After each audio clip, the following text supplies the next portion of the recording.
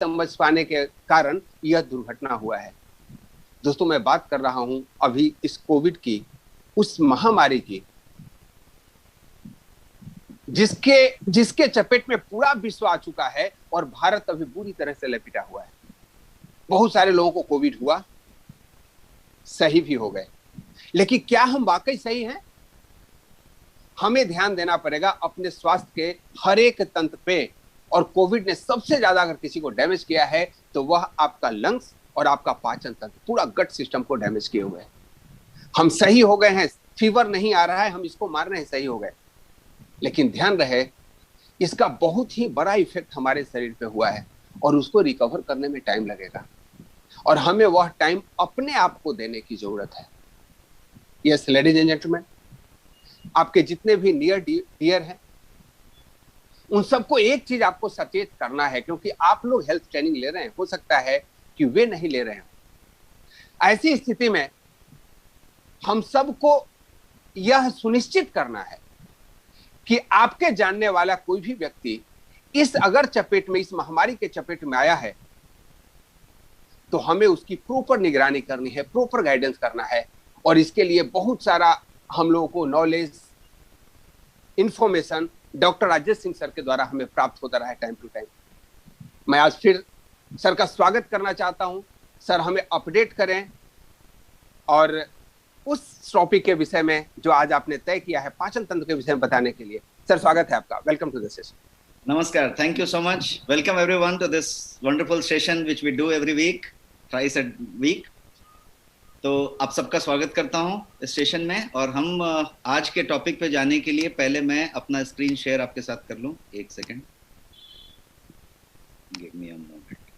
Screen is clear and visible? Yes sir. मैं chat भी सामने रख लूं आपको।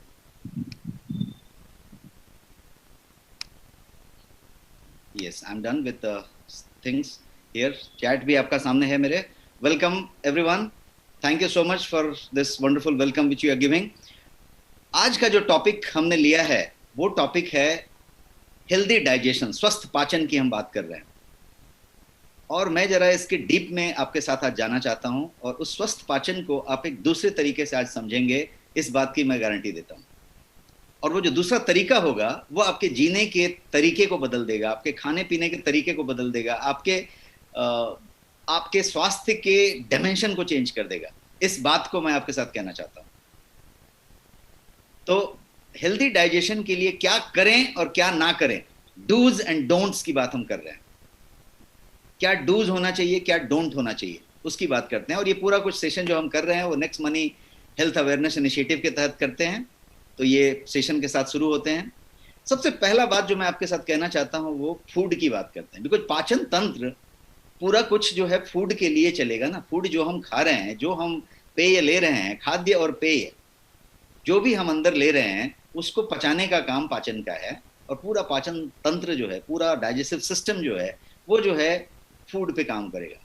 फूड क्या है इसको जरा समझें क्विकली। आज मैं कुछ ज्यादा उस तरह की बातें करने वाला हूं जो आपको टुकड़े टुकड़े में कुछ ऐसी चीजें मिले जिसका कि हम ओवरऑल पिक्चर समझ सकें। तो ये फूड के बारे में यदि हम समझें तो ये भी एक टुकड़ा है। Food is fuel. यदि आप देखें तो आपकी गाड़ी चल रही है और गाड़ी पे यदि फ्यूल कम हो गया तो फिर गाड़ी नहीं चलेगी। जब फ्यूल बंद हो जाएगा तो गाड़ी खड़ी हो जाएगी। आपका शरीर का ईंधन है कुछ जिसपे वो शरीर चल रही है, जिंदगी चल रही है, सुचारू रूप से चल रही है। तो ये सारा कुछ फ्यूल कर रहा है। ये जो है एक बेसिक नेसेसिटी की बात यदि की जाए तो ये one of the top basic necessity है। शुरू से ये कहा जाता रहा है, रोटी कपड़ा मकान, कहते हैं ना, रोटी कपड़ा मकान। तो रोटी कपड़ा मकान में आप देखेंगे तो रोटी सबसे पहले आता है। मकान कपड़ा रोटी नहीं बोलते, रोटी कपड़ा मकान बोलते, क्योंकि रोटी सबसे पहले आता है। रोटी मतलब फूड।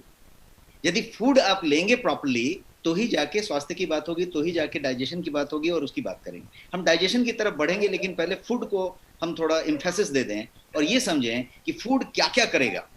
फूड हमें जिंदा रखेगा, एक तो बात हुई, लेकिन जिंदा रखने के अलावा भी बहुत कुछ करेगा, बहुत कुछ करता है। ये हमें निरोगी रखता है। यदि कोई बीमारी आई तो फूड की वजह से आएगी जो हमने गलत खाया है। यदि कोई बीमारी नहीं आई तो फूड की वजह से नहीं आएगी जो हमने नहीं अंदर आने दिया। ये फूड वही है जो आपके मूड को एडजस्ट करेगा, ये फूड वही है जो आपके हार्मोनल सिस्टम को भी एडजस्ट करेगा। फूड आपकी एनर्जी लेवल को डिसाइड करेगा, आप कितना फुर्तीले हैं, कितना ज्यादा एनर्जी रखते हैं, कितना डल रहते हैं, कितना ज्यादा एक्टिव रहते हैं, ये सारा कुछ फूड डिसाइड करेगा। आपकी कंसंट्रेशन, आपकी मेमोरी, आपका ध्यान, एकाग्रचित्ता, ये सारा कुछ फूड डिसाइड कर सकता है। तो फूड जो है आपकी थिंकिंग कैपेसिटी को भी अफेक्ट करेगा, उसकी कैपेसिटी की बात करेगा। ये फूड आपकी स्लीपिंग हैबिट्स के बारे में डिसीजन देगा और आपको उसके बारे में जो है आपकी बॉडी में चेंजेस ला देगा। ये आपके सेक्स ड्राइव को इन्फ्लुएंस करेगा। और ये जो है ओवरऑल यदि जनरल हेल्थ की बात करें तो ये फूड ही है जो उसकी बात करेगा। अब इस फूड को, यदि इतनी बड़ी फूड की यदि बात की जाए तो इस फूड को डाइजेस्ट तो करना पड़ेगा, पचाना पड़ेगा।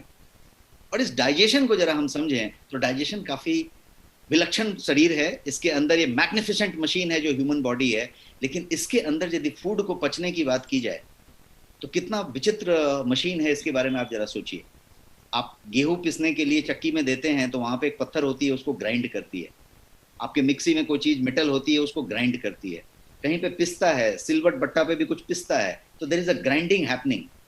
आपके शरीर के इस स्टोमक के अंदर कोई ग्राइंडिंग चीज नहीं लगा हुआ है, कोई मेटल नहीं है, कोई पत्थर नहीं है, कोई हड्डी नहीं है, कोई चीज नहीं है। जो है वो सीधा सीधा इंटेस्टाइन है, जो है वो सीधा सीधा अमाशय है, पेट है, और वो एक मसल से बना हुआ है। उसमें कोई हड्डी नहीं है, कोई पत्थर नहीं है, कोई मेटल नहीं है। और वो जो चीज प्रोसेस करके बाहर निकालता है, वो कोई दुनिया की मशीन, कोई दुनिया का चक्की उसको प्रोसेस नहीं कर सकता है। आप इस बात से अग्री हैं? टाइप यस यदि आप इस बात से अग्री हो रहे हैं तो। कोई दुनिया का मशीन इतना बढ़िया प्रॉपर तरीके से प्रोसेस करके नहीं निकाल सकता।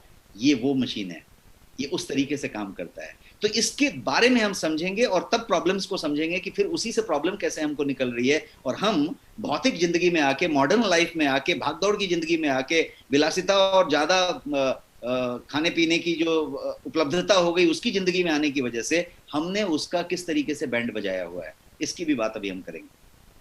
पहले हम समझते हैं कि फूड और ड्रिंक जो भी हम खाते हैं उसको ये पेट क्या करता है, शरीर क्या करता है, उसको छोटे छोटे अणुओं में, मॉलिक्यूल्स में तोड़ देता है। छोटे छोटे मॉलिक्यूल्स में तोड़ देता है। इसलिए तोड़ता है ताकि शरीर उसमें के न्यूट्रिएंट्स को ग्रहण कर सके। आपने जो फूड खाया है, जो दांत में थोड़ा सा चप गया, वो तो फूड की तरीके से उतरा है। अमाशय में जो उतरा है वो पूरा फूड है, उसको शरीर ग्रहण नहीं कर सकता। यदि वो कहीं आगे बढ़ गया तो वो जाके शरीर में रॉटन होता रहेगा, सड़ता रहेगा, और वो और भी प्रॉब्लम्स करेगा। उसको पच के जाना पड़ेगा। पच के जाने के लिए क्या करना पड़ेगा? उसको तभी शरीर एब्जॉर्ब कर पाएगा, तभी उसको ब्लड में कैरी कर पाएगा, और तब थ्रू आउट द बॉडी उसको सप्लाई कर पाएगा। उसके लिए डाइजेशन होना जरूरी है। डाइजेशन प्रोसेस क्या करता है इन शॉर्ट? तो उसको, फूड को, आपने जो कुछ भी खाना खाया, जो कुछ भी पिया, उसको न्यूट्रिएंट्स में तोड़ देता है, ब्रेक डाउन कर देता है, ताकि बॉडी उसको ग्रोथ के लिए, एनर्जी के लिए और सेल के रिपेयर के लिए, बिकॉज शरीर असंख्य कोशिकाओं से बना हुआ है, उन कोशिकाओं के निर्माण के लिए, रिपेयर के लिए उसका इस्तेमाल कर सके। वो कब करेगा? जब वो ब्लड में जाएगा और घूमेगा। और ब्लड में कब जाएगा? जब वो अवशोषित हो जाएगा पूरी तरीके से। तो ये जो पाचन है, ये एक बड़ा सब्जेक्ट है और उसको टूटने की बात होती है। अब हेल्दी ईटिंग की बात करते हैं। हेल्दी ईटिंग बहुत जरूरी है कि आप अंदर डालते क्या है, ये भी तो जरूरी है। वेल बीइंग के लिए हेल्दी ईटिंग बहुत जरूरी है। आज के इस फास्ट फॉरवर्ड लाइफ में, इस एकदम मॉडर्न जिंदगी में जो हम जी रहे हैं, हम जो है अनहेल्दी तरीके से खाते चले जा रहे हैं। हम जिस तरीके से खाते हैं वो भी हेल्दी है, और जो सामान खाते हैं वो भी अनहेल्दी है। हमारे खाने का तरीका भी अनहेल्दी है, और जो सामान हम खाते हैं वो भी अनहेल्दी है। और खास करके जो क्रेजी बिजी प्रोफेशनल्स हैं, हमारे आपके जैसे भाग दौड़ वाले जो लोग हैं, जिनके लिए वर्क प्राथमिकता है, वो प्राथमिकता है, तो उसमें क्या हो जाता है कि खाने का चॉइस, कौन सा खाना खाना है, और फूड की टाइमिंग, दोनों गड़बड़ हो जाती है। दोनों गड़बड़ होती है, और ये दोनों का असर उस डाइजेशन पे होता है, उस पाचन पे होता है। और मैं पाचन बताने जा रहा हूं, इसलिए मैं छोटे छोटे टुकड़े आपके सामने रख रहा हूं, ताकि आप एकदम उस टुकड़ों में क्लियर हो जाएं, सिंक हो जाएं। और जब आप सिंक हो जाएंगे तो वाई बहुत बड़ा हो जाएगा। And I always tell you, the bigger is your why, the easier will be your how. हम हाउ समझने जा रहे हैं कि हम अपने स्वास्थ्य का ज्यादा ध्यान कैसे रख पाए, कैसे के लिए क्यों बहुत बड़ा करना पड़ेगा। और मैं जितने भी स्लाइड अभी चला रहा हूं, मैं आपका क्यों को बड़ा कर रहा हूं। मैं चाहता हूं कि आपकी क्यों बहुत बड़ी हो जाए, ताकि आप इसको क्लियर तरीके से सिंक होके समझ पाएं और थोड़ा आगे बढ़ें और समझें कि आपके प्लेट में जो खाना आता है, जब आप प्लेट में खाना लेके खाते हैं, जब डाइनिंग टेबल पे बैठते हैं, तो जो खाना आता है उसका डिसीजन कौन लेता है? Who decides? आज के इस मॉडर्न लाइफ में, जबकि हम पूरी तरीके से सराउंडेड हैं फूड से, पहले के प्राचीन समय में क्या होता था? फूड की कमी होती थी, फूड का एक टाइम होता था, फूड की अवेलेबिलिटी होती थी कि ये है तो ही ये खाएंगे। आज के समय में क्या है? फूड अवेलेबल है, आप बटन दबाइए और आपके पास मोबाइल एप्स हैं जो फूड मंगा के दे देंगे आपको, प्रोसेस्ड फूड, रेडी फूड, सब कुछ मंगा के दे देंगे। आपका फ्रिज भरा हुआ है, आपका डाइनिंग टेबल भरा हुआ है, आपका किचन भरा हुआ है, आप जो कुछ खोलिए उसमें फूड ही फूड है, जो वैरायटी का फूड चाहिए वो फूड है। मैं ये कहना चाहता हूं आपसे कि यदि जब आप सराउंडेड हैं फूड से, सब फूड ही फूड है आपके तरफ, तो भी हम जो है वेरी पुअर डाइट लेते हैं। आप सब अग्री होते हैं? टाइप यस यदि आप अग्री हैं तो। जब हम फूड में रिच नहीं थे तो हम स्वस्थ खाना लेते थे, आज हम फूड से एकदम भरे पड़े हैं तो हम बैलेंस डाइट नहीं ले पाते, हम शुद्ध तरीके से और जो हमें खाना चाहिए वो हम नहीं खा सकते, पुअर फूड लेते हैं। इस बात पे मैं आपका ध्यान केंद्रित करना चाहता था और आप सब यस कह रहे हैं, इतने लोग यस कह रहे हैं। अब आप इस बात को यदि समझें कि मैं जो यहां कहना चाहता हूं वो ये है कि मोस्ट ऑफ अस, ज्यादा से ज्यादा हम में से लोग वही खाते हैं जो हमारे सामने आ जाता है। आप लोग सहमत हैं इस बात से? हम वही खाते हैं जो हमारे सामने आ जाता है, हमको जो मिल जाता है वो हम खा लेते हैं, जो आ जाता है सामने खा लेते हैं। और वो कैसे आता है? बहुत कम लोग ऐसे होते हैं जो उसके टेक्सचर को, उसके माउथ के फील को ले पाते हैं कि भाई वो कैसा टेक्सचर है, कैसा माउथ का फील है, ये कैसा दिख रहा है एंड ऑल दैट। यहां तक तो ठीक है, बट ऐसे बहुत ही कम लोग हैं जो सही मायने में ये समझते हैं कि ये फूड किस चीज से बना हुआ है, इस फूड का लेबल क्या कहता है, इस फूड में क्या क्या हार्मफुल है, इस फूड में क्या क्या फायदेमंद है। और ये चीज नहीं समझ पाते हैं बहुत कम लोग कि ये जब हम अपने शरीर के अंदर डालेंगे तो आगे हमारे शरीर में इसका क्या होने वाला है। ये हम बहुत कम लोग समझते हैं, या बहुत कम लोग समझना चाहते हैं, क्योंकि हम करी वाले मोड में हैं। हमारा टेस्ट, जीभ बताता है कि हमको क्या खाना है, हमारा स्टाइल बताता है कि हमको क्या खाना है, अवेलेबिलिटी उसी हिसाब से की जाती है। तो ये जो प्रकार है, ये आपके फूड के प्लेट में जो कुछ भी आता है ये आपका चॉइस है, आप चुनते हैं, आपका चॉइस, आप डिसाइड करते हैं। अब मैं ये पूछना चाहता हूं कि जब डिसाइड करने की बात आती है तो हु डिसाइड्स? कौन ये डिसाइड करता है कि आप क्या खाएंगे? कौन ये डिसाइड करता है कि आप क्या खाएंगे? कोई जवाब? कौन डिसाइड करता है कि आप क्या खाएंगे? ये कह रहे हैं साहू जी कि मैं डिसाइड करता हूं। हम लोग डिसाइड करते हैं, किसी की मदर डिसाइड करती हैं, कोई कहते हैं माइंड डिसाइड करता है। मैं आपको ये कहता हूं कि अर्लियर, यदि पीछे के समय में चले जाएं, कुछ पहले, 10 साल 15 साल पहले, किसी किसी के यहाँ अभी भी डिसाइड होता होगा, ये फूड ये डिसाइड होता था कि घर में यदि आपकी मदर है, आपकी बहन है, आपका कोई भी जो वाइफ है जो खाना बना रही है, वो डिसाइड करती थी कि आप क्या खाएंगे, क्या शुद्ध है, क्या बढ़िया है खाने के लिए, जो टेस्ट भी हो, जो स्वास्थ्य भी हो। अभी भी ऐसा बहुत घरों में हो रहा है, लेकिन मैं इस बात पे ध्यान लाना चाहता हूं कि ये बात अब थोड़ी पुरानी हो गई कि मदर डिसाइड करेगी या पत्नी या कोई घर में सिस्टर डिसाइड करेगी कि क्या बनेगा और क्या अच्छा होना चाहिए। ये अब कौन डिसाइड करता है? तो ये आपकी टेक्नोलॉजी डिसाइड कर रही है, ये आपका टीवी डिसाइड कर रहा है कि क्या एडवर्टाइज कर रहा है वो आपके सामने। आप जब स्क्रॉल कर रहे हैं फेसबुक पे, इंस्टाग्राम पे, तो क्या वहां पे दिख रहा है? ये वो डिसाइड कर रहा है कि आप क्या खाएंगे। इतना ही नहीं, आपका फूड डिलीवरी ऐप डिसाइड कर रहा है कि आप क्या खाएंगे। आपके पास स्विगी और जोमेटो और बहुत सारी चीजें हैं जो डिसाइड कर रहा है कि आप क्या खाएंगे। आप उसमें जाएंगे और वो डिसाइड करेंगे कि ये खाना है। बिल्कुल सही कह रहे हैं आप सब लोग, बिल्कुल सही टाइप कर रहे हैं। और कुछ रेस्पॉन्स आप दें। ये बात सही है कि हम अब डिसाइड नहीं कर रहे, कोई और डिसाइड कर रहा है, हमको कोई और इन्फ्लुएंस कर रहा है। एक न्यूज आप देखने बैठिए, एक टीवी देखने बैठिए, आपको हर 2 लाइन का एक न्यूज बता के 5 एडवर्टाइज करेगा और आपको बताएगा कि क्या खाना चाहिए। आपके मुंह में लार लाएगा, आपको किसी तरीके से इन्फ्लुएंस करेगा कि क्या खाना चाहिए। ये वो डिसाइड कर रहा है कि क्या खाना चाहिए, आप डिसाइड नहीं कर रहे हो।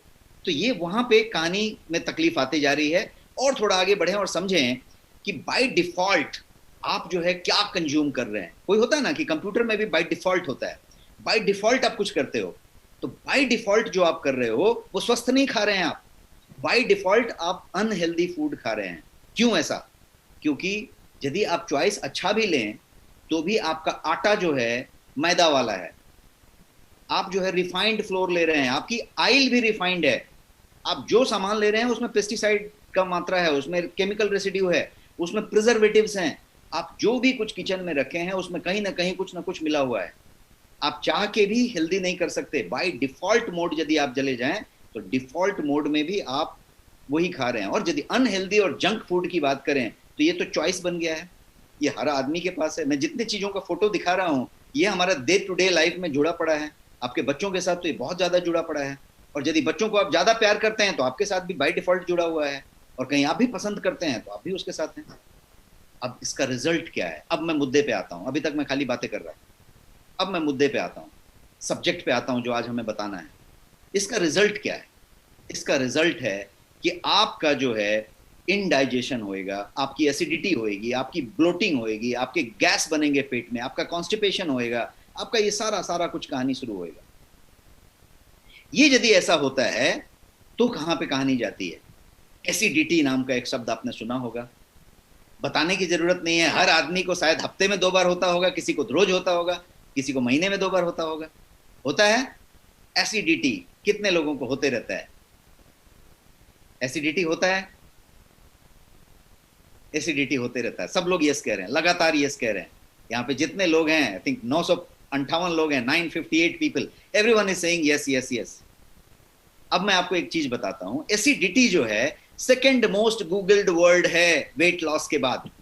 वेट लॉस के बाद एसिडिटी एक ऐसा चीज है जिसको कि गूगल में सबसे ज्यादा ढूंढा जाता है। आप अंदाजा लगाइए कितने लोगों को एसिडिटी होती है। कुछ लोग तो इसलिए खाना नहीं खाते कि एसिडिटी हो जाएगी। एसिडिटी खाना खाने के बाद हो जाती है, खाना खाने से डरते हैं और एक बार खा लिया तो फिर टेंशन में आ गए, ऐसी प्रॉब्लम है। ये एसिडिटी एसिडिटी एसिडिटी हो चुकी है। अब आप समझें इस एसिडिटी के टॉपिक को। स्टोमक एसिड नाम की एक चीज है, आपके पेट में एक स्टोमक में एसिड है ना, स्टोमक एसिड जिसको कहेंगे। ये जो स्टोमक एसिड है ये आपके पेट में है, और इसका काम क्या है? इसी का वो काम है कि बिना हड्डी के, बिना पत्थर के, बिना मेटल के ग्राइंडर के वो खाने को प्रोसेस कर देगा, पचाएगा, वो एसिड से उसको प्रोसेस करेगा। तो ये वो एसिड है। लेकिन बहुत ज्यादा लोग ऐसे हैं, ज्यादा से ज्यादा लोग ये हैं जो ये सोचते हैं कि ज्यादा एसिड पेट में हो गया, इसकी वजह से एसिडिटी हो गई है। फिर वो क्या करते हैं, तो वो ज्यादा एसिड हो गया है उसकी ट्रीटमेंट शुरू कर देते हैं, और इन प्रोसेस वो क्या करते हैं, वो बहुत सारी बीमारियों के लूप में घुस जाते हैं, जाल में घुस जाते हैं, और उसके बाद बीमारी के बाद बीमारी, बीमारी के बाद बीमारी होती चली जाती है, और इलाज के इलाज करते चले जाते हैं, और उस जाल से कभी बाहर नहीं आते। मैं जो बात बोल रहा हूं उसको बड़े ध्यान से समझिए। आगे 5 स्लाइड में मैं इस बात को करूंगा और आप हर लोग उससे कनेक्ट हो जाएंगे, रिलेट हो जाएंगे। आदमी को जब एसिडिटी होती है तो ज्यादा से ज्यादा लोग ये समझ लेते हैं कि हमारे पेट में पेप्टिक एसिड ज्यादा हो गया है और उसकी वजह से हो गया, तो वो एसिड का इलाज करने लग जाते हैं। और ये जो बीमारी के लूप में घुस जाते हैं वो क्या क्या होता है, तो खाली गट और गैस्ट्रिक की प्रॉब्लम नहीं होती, वो स्किन में प्रॉब्लम होती है, हेयर में प्रॉब्लम होती है, ओबेसिटी में प्रॉब्लम हो जाती है, वेट बढ़ने लग जाता है। It can affect anything.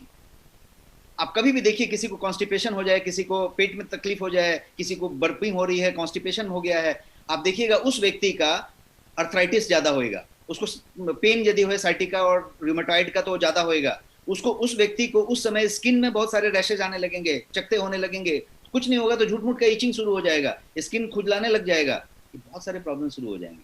ये सारे प्रॉब्लम वहीं से निकल रहे हैं जहां मैं जा रहा हूं धीरे धीरे, और मैं आपको बताने की कोशिश कर रहा हूं कि ये किस तरीके से ये बीमारियों के जाल में आपको घुसा देता है यदि आप उसको गलत तरीके से ट्रीट कर लेते हैं। और आप गलत तरीके से कैसे ट्रीट कर रहे हैं कि आप समझ रहे हैं कि स्टोमिक एसिड ज्यादा हो गया, and I am going to tell you today something that will open your eyes. आपके पूरे जो है चक्षु खुल जाएंगे और आपको समझ में आएगा कि कितनी बड़ी गलतियां हम कर रहे हैं। क्या आप तैयार हैं? अब मैं सेशन शुरू करने जा रहा हूं। अभी तक मैं आपको सेशन का शीर्षक बता रहा था। क्या आप तैयार हैं? Super, great. तो इतनी गर्मजोशी के साथ आप सब लोग तैयार हैं, और अब जो है हम 1000 क्रॉस कर चुके हैं लोगों के साथ। तो 1000 लोग यहाँ पे हैं, बहुत लोग लाइव होंगे यूट्यूब में। अब जो है यहाँ पे मैं सब्जेक्ट को आगे बढ़ाता हूं और आपके साथ कुछ चीजें शेयर करने जा रहा हूं। पहली बात तो ये करें कि आपसे एक सवाल पूछना चाहता हूं कि what do you do when acidity happens. जब आपको एसिडिटी होती है तो आप करते क्या हैं, ये बताइए। जब एसिडिटी होती है तो आप क्या करते हैं? टाइप कीजिए, आप क्या करते हैं जब एसिडिटी होती है, क्या करते हैं? कुछ लोग इनो टाइप कर रहे हैं, कुछ लोग टैबलेट, कुछ लोग इनो। यही मैं सुनना चाहता था। आप एंटासिड लेते हैं, जब आपको एसिडिटी हो जाती है आप एंटासिड लेते हैं। लोग सेल्फ प्रिस्क्राइब करते हैं एंटासिड मेडिसिन को, सेल्फ प्रिस्क्राइब करते हैं और खुद जो है एंटासिड को पॉप करते रहते हैं, टप टप मुंह में डालते रहते हैं जैसे वो जेम्स की गोली हो। और एंटासिड का ये लेवल हो चुका है, उसकी लिक्विड होगी, कोई टैबलेट होगा, उसका ये लेवल हो चुका है कि हर घर में आपको एंटासिड जरूर मिलेगा। कहीं पे आप चेक कर लीजिए, आपके घर में होगा, आपके चेक कर लीजिए। मेरे कुछ ऐसे मित्र हैं जिनको मैं जानता हूं, जिनके ऑफिस के टेबल पे एंटासिड होता ही होता है। एंटासिड होता है ऑफिस में, घर में एंटासिड से हम घिरे हुए हैं, ये लेवल हो चुका है। और इतना ही नहीं, एवरीवन थिंक्स कि ये जो high amount of stomach acid हुआ है इसकी वजह से ये हो रहा है। बट क्या आपको मालूम है कि ये लो स्टोमिक एसिड से भी हो सकता है? स्टोमिक एसिड जो पेट में है वो यदि ज्यादा हो गया तो आप समझ रहे हैं कि ये हो रहा है, लेकिन लो हो जाए तो क्या होगा? आपको जान के ताजुब होगा कि लो हो जाने पे भी वही लक्षण आएंगे जो ज्यादा हो जाने पे होएगा। लक्षण लगभग सेम है। हाई स्टोमिक एसिड का लक्षण और लो स्टोमिक एसिड का लक्षण लगभग सेम है। उसमें भी गैस बनेगा, उसमें भी बर्पिंग होएगी, उसमें भी इंडाइजेशन होएगा, उसमें भी जो है जलन होएगी, उसमें भी कॉन्स्टिपेशन होएगा, उसमें भी गुड़गुड़ गुड़गुड़ होएगा पेट में। सारा लक्षण सेम है। तो यदि आपकी लो स्टोमिक एसिड हो गई तो आपने ज्यादा स्टोमिक एसिड उसको समझ लिया, तो आपका इंडाइजेशन, आपका ब्लोटिंग, आपका गैस, आपका एसिड रिफ्लक्स भी यदि हो जाता है, कॉन्स्टिपेशन, सारा कुछ का लक्षण सेम होने वाला है। तो आप नतीजा क्या है? एंटासिड। आप एंटासिड पॉप कर रहे हैं, एंटासिड ले रहे हैं, भर भर के टीवी पे ऐड आते हैं, भर भर के न्यूज़पेपर में और इसमें ऐड आते हैं, और एंटासिड एंटासिड कर रहे हैं। इसमें से कोई भी सिम्टम, जितने भी सिम्टम अभी मैंने बताए, कॉन्स्टिपेशन से लेके, ब्लोटिंग से लेके एसिडिटी तक, ये जो है हाई स्टोमिक एसिड के तो हैं ही, लो के भी ऐसे ही हैं। और ट्रीट क्या कर रहे हैं आप? तो आप एंटासिड ले रहे हैं। एंटासिड लिया जाना चाहिए, जब आपको एंटासिड की जरूरत हो तो आप एंटासिड लीजिए, लेकिन लेट योर डॉक्टर डिसाइड कि आपको एंटासिड की जरूरत है क्या। जब आपको डॉक्टर कोई दवाई लिखता है, जब आपका कोई ऑपरेशन होता है, जब कोई बात होती है, देखिए वहां पे एंटासिड लिखा जाता है, बट वो 3 दिन के लिए लिखा जाता है, 4 दिन के लिए लिखा जाता है। वो डॉक्टर लिखता है, he is qualified, she is qualified, उसने लिखा है तो आप एंटासिड लीजिए। लेकिन आप अपनी मर्जी से सेल्फ प्रिस्क्राइब करके प्लीज एंटासिड मत लीजिए। वहीं से सारी फसाद की जड़ शुरू होने वाली है। मैं आपको आगे के स्लाइड में बताने वाला हूं। एक्सेसिव स्टोमिक एसिड की बात करते हैं। मेडिकल टेस्ट्स हैं इसके लिए, जो डॉक्टर आपके प्रिस्क्राइब करेंगे और वो निर्धारित कर देगा कि आपको एक्सेसिव स्टोमिक एसिड है कि नहीं। पर यदि आप मेरे से पूछेंगे कि एक्सेसिव स्टोमिक एसिड होता है क्या, तो मैं आपको ये बताऊंगा, और मैं नहीं बताऊंगा, ये रिसर्च कहता है, ये डेटा कहता है मेडिकल साइंस का, कि लगभग 10% लोगों से ज्यादा एक्सेसिव स्टोमिक एसिड किसी को नहीं होता है। और उन 10% को भी जो होता है वो उनके खान पान और उनके लाइफस्टाइल की वजह से होता है। यदि उसमें वो बेहतरी कर लें, वो कम मसालेदार सब्जियां खाना खाएं, कम ऑयली चीजें खाएं, तो उसमें भी बहुत सुधार हो जाता है। कहने का मतलब ये है कि 90% लोग ऐसे हैं जिनके स्टोमक में एक्सेसिव स्टोमिक एसिड नहीं होता और वो एंटासिड लेते रहते हैं। आप समझ रहे हैं कितनी खतरनाक बात हो रही है? खतरा कितना बड़ा है वो मैं आपको बताता हूं, आप मेरे साथ ट्यून रहिए। खतरा इतना बड़ा है कि आप जो है एक क्रॉनिक सिकनेस में जाके स्टक हो जाते हैं। अब मेरा आपसे सवाल है कि are you stuck in that chronic sickness? जो शुरू हुआ था कहीं और से, आपने एंटासिड खाना शुरू किया, आपने उसको मिट्टी डालना शुरू किया और आपको पता नहीं चला आप कहां से कहां पे पहुंच गए।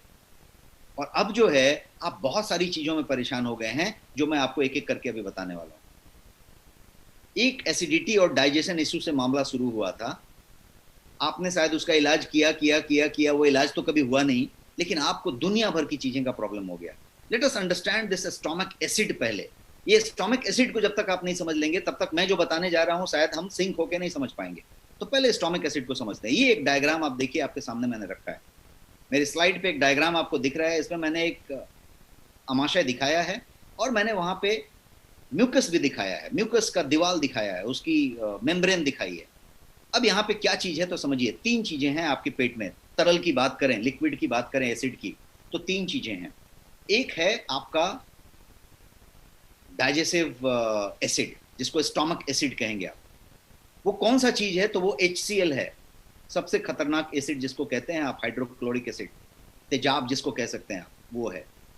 अब ये भगवान की विलक्षण कृति को देखिए, शरीर जो मैग्निफिसेंट मशीन है, इसके बारे में सोचिए कि उसी तेजाब को यदि आपके ऊपर डाल दिया जाए तो ये जल जाएगा, और वही तेजाब आपके अंदर है और कुछ नहीं जल रहा है। ये क्यों नहीं जल रहा है उसको समझिए। उसके साथ साथ एक म्यूकस नाम की चीज है, और वो म्यूकस जो है एक लाइनिंग है जो पूरा लगा हुआ है। म्यूकस उसको जलने नहीं दे रहा है, म्यूकस उसका संपर्क उससे नहीं होने दे रहा है। तो 3 चीजें हैं। एक आपका हाइड्रोक्लोरिक एसिड है, जिसको कि आप स्टोमक एसिड कहेंगे, जिसके कम ज्यादा होने की बात अभी हम कर रहे हैं।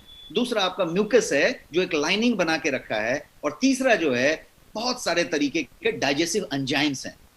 डाइजेस्टिव एंजाइम्स का मतलब है कि वो एंजाइम्स हैं जो पचाने में मदद करते हैं, उसको ब्रेक डाउन करने में मदद करते हैं, और ये सारा काम करते हैं। और इसी तीनों लिक्विड पे पूरा गेम चल रहा है। ये पूरा एंजाइमेटिक रिएक्शन है।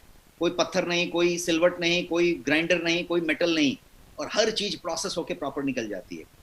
बट ये कब प्रोसेस होगी, मैं उसी पॉइंट पे आपको लाना चाहता था। ये कब प्रोसेस होगी? तब प्रोसेस होगी जब आपके शरीर में, पेट में पर्याप्त मात्रा में स्टोमक एसिड है। यदि स्टोमक एसिड की मात्रा ही कम है तो ये प्रोसेस नहीं होगा ना। होगा कि नहीं होगा? आप अग्री हैं? टाइप अग्री यदि आप अग्री हैं हमारी बातों से। तो एग्री हैं तो टाइप करें agree. Yes, super, everyone is typing agree. तो मैं आपके साथ सिंक्ड हूं अभी। ये जो लाइनिंग वाली चीज है, इसको आप समझ लीजिए, और उस एंजाइम वाली चीज को समझ लीजिए। अब ये जो चीज है, अब जब आप खाना चबाते हैं, होता क्या है शरीर में, देखिए कितना प्रोसेस से बना हुआ है। आप जब खाना चबाना शुरू करते हैं तो आपके जबड़े के पास यहाँ पे 2 ग्लैंड्स हैं, वो जो है पाचन रस बनाना शुरू करते हैं, लार बनाना शुरू करते हैं, सलाइवा कहते हैं उसको आप, डाइजेस्टिव लार बनना शुरू होता है। वो खाने को सनता है उसमें, और फिर आपके फूड पाइप से वो आमाशय में उतरता है। जब उतरता है तो जब ये चब रहा था यहाँ पे, जब आप उसको चबा रहे थे, जब प्रोसेस कर रहे थे, तभी सिग्नल चला गया कि खाना प्रोसेस हो रहा है, यहाँ पे आ रहा है। तो शरीर जो है पेट के अंदर वहां पे एसिड का निर्माण शुरू कर देता है, क्योंकि खाना आ रहा है, एसिड का निर्माण चालू, एसिड प्रोडक्शन स्टार्ट हो जाता है जब आप चबाना शुरू कर देते हैं। यहां तक कि जब भी अरोमा लेना शुरू करते हैं, खाने के मूड में आना शुरू होते हैं, आपको टेस्ट पसंद आने लगती है, आप एपिटाइजर लेते रहते हैं, स्टार्टर लेते रहते हैं, तो ये प्रोसेस शुरू हो जाता है। 7 कोर्स मील में, 5 कोर्स मील में आपके स्टार्टर से क्यों शुरू किया जाता है? सूप से क्यों शुरू किया जाता है? इसलिए शुरू किया जाता है कि आपका डाइजेस्टिव एसिड जो है अच्छे मात्रा में प्रोडक्शन होए, क्योंकि आपका सिग्नल पहले से चला जाए। जैसे ही आप प्रोसेस शुरू करते हैं चबाना, सिग्नल चला जाता है, एसिड बनना शुरू हो जाता है। ये एसिड बनने का बात हुआ। अब एसिड बनता है तो वो सामने लाइनर भी हुई, उसका म्यूकस हुआ, उसका डाइजेस्टिव एंजाइम हुआ, सब चीज प्रॉपर तरीके से प्रोसेस हुआ। अब आगे बढ़ें और बात करें लो स्टोमक एसिड की। यदि स्टोमक एसिड ही कम बना, तो यदि वो लो हो गया तो, और वो कम हो सकता है कभी भी। क्यों? यदि मैं बहुत ज्यादा चुटर पुटर खाता हूं, मैं स्नैकिंग बिटवीन द मील करता हूं, मैं कुछ भी खाते रहता हूं, हमेशा मेरा मुंह चलते रहता है चपड़ चपड़, जब चलते रहता है तो मैं हर बार खाता हूं, हर बार एसिड बनाने जाता है, तो उसके बनाने की एक क्षमता है ना, तो वो एसिड कम पड़ जाता है। आप खाते रहते हैं, आप बहुत ज्यादा मसालेदार खा लेते हैं, बहुत ज्यादा तला हुआ खा लेते हैं, एसिड कम पड़ जाता है। तो स्टोमक एसिड जो है सफिशिएंट है कि नहीं है, या लो है, बहुत कम है, बहुत लो है, तब ये प्रॉब्लम क्रिएट करेगा, तब ये आपको इंडाइजेशन देगा, ये इन्फेक्शन देगा, ये आपको जो है एंटीबायोटिक खाने पे मजबूर करेगा, इतना इन्फेक्शन दे देगा पेट में। और तब क्या होगा? जब आप एंटीबायोटिक खाना शुरू कर देंगे तो एक के बाद ज्यादा खाते खाते आप क्रोनिक इलनेस के उस जाल में फंस जाएंगे जिसकी बात मैं कह रहा हूं। तो लो स्टोमक एसिड आपको ज्यादा प्रॉब्लम करेगा देन हाई स्टोमक एसिड, क्योंकि हाई स्टोमक एसिड मैंने पहले भी बताया कि 10% से ज्यादा लोगों को नहीं होगा, ज्यादा लोगों को लो स्टोमक एसिड होगा, और जितना कहानी हो रही है वो लो स्टोमक एसिड की वजह से हो रही है।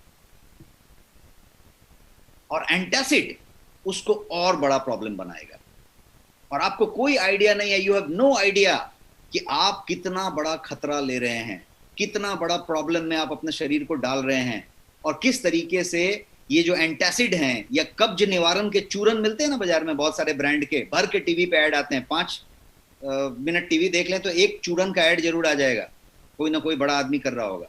ये जितने भी चूरन हैं ये आपके पेट पे हंटर मारने वाली चीज है, वो हंटर मार रहे हैं आपके पेट पे।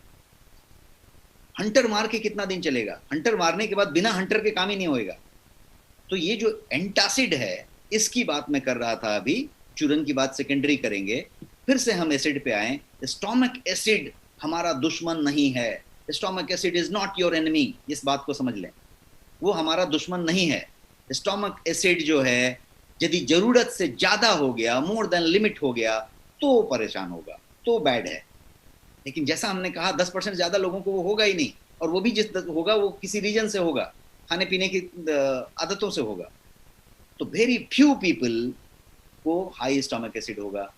तो स्टोमक एसिड हमारे लिए बुरा नहीं है, और ये जो है बात को समझना है। स्टोमक एसिड बुरा नहीं है तो समझे, लेकिन स्टोमक एसिड क्या करेगा, तो इस बात को समझिए। अब मैं पॉइंट की बात बता रहा हूं आपको स्टोमक एसिड के बारे में, कि आपका जो पूरा का पूरा डाइजेस्टिव सिस्टम है, ये इकलौता एक ऐसा सिस्टम है आपके पूरी ह्यूमन बॉडी में जो स्टेराइल है। एक ही सिस्टम है जो स्टेराइल है, पूरा का पूरा बॉडी में यही एक हिस्सा है स्टोमक जो स्टेराइल है। यहां पे बिलियंस ऑफ बैक्टीरिया है। मैं मिलियन की बात नहीं कर रहा, मिलियन मतलब 1 लाख, सॉरी 10 लाख, 1 मिलियन मतलब 10 लाख, मैं बिलियन की बात कर रहा हूं। बिलियंस ऑफ बैक्टीरिया आपके पेट में है, आमाशय में है। उसमें गुड भी है, उसमें बैड भी है, गुड बैक्टीरिया, बैड बैक्टीरिया। आपके मुंह में, आपके नाक में, आपके इंटेस्टाइन में, आपके हर जगह पे बैक्टीरिया हैं, और ये सारे बैक्टीरिया घूम के आपके पेट में पहुंचते हैं, और वहां पे बिलियंस ऑफ बैक्टीरिया हैं, गुड भी हैं, बैड भी हैं। स्टोमक का क्या फंक्शन है? ये जो मैंने आग लगा के जो दिखाया है आपको, ये एसिड वाली, स्टोमक का क्या फंक्शन है? स्टोमक का फंक्शन है कि वो जो है it will kill anything unwanted जो उसके अंदर घुसेगा। अनवांटेड जो भी घुसेगा उसको वो मारेगा। और अनवांटेड कैसे जाएगा? तो ट्रैवल करके पहुंचेगा। हो सकता है कि नाक से आपने सांस लिया और अंदर आ गया, आपने कुछ खींचा अंदर आ गया, मुंह से आ गया, कुछ पिया उसके अंदर आ गया, खाया उसके अंदर आ गया, जो भी आया उसके अंदर भर भर के बैक्टीरियल काउंट्स हैं, बैड बैक्टीरियाज हैं। तो इसका काम है सबसे पहले कि ये जो है सारे के सारे जो भी ट्रैवल करके वहां तक पहुंचे, ब्रीथ से आए या स्वेलो करके आए, चबाने से आए, घोंटने से आए, उनको वहां पे वो फिनिश कर देगा, खत्म कर देगा, मार देगा। सो बेसिकली एसिड जो है वो क्या करता है? आपकी मदद करता है और आपके जिंदगी को बचाने के लिए है। तो इसलिए सबसे पहली बात है कि ये वहां होना चाहिए।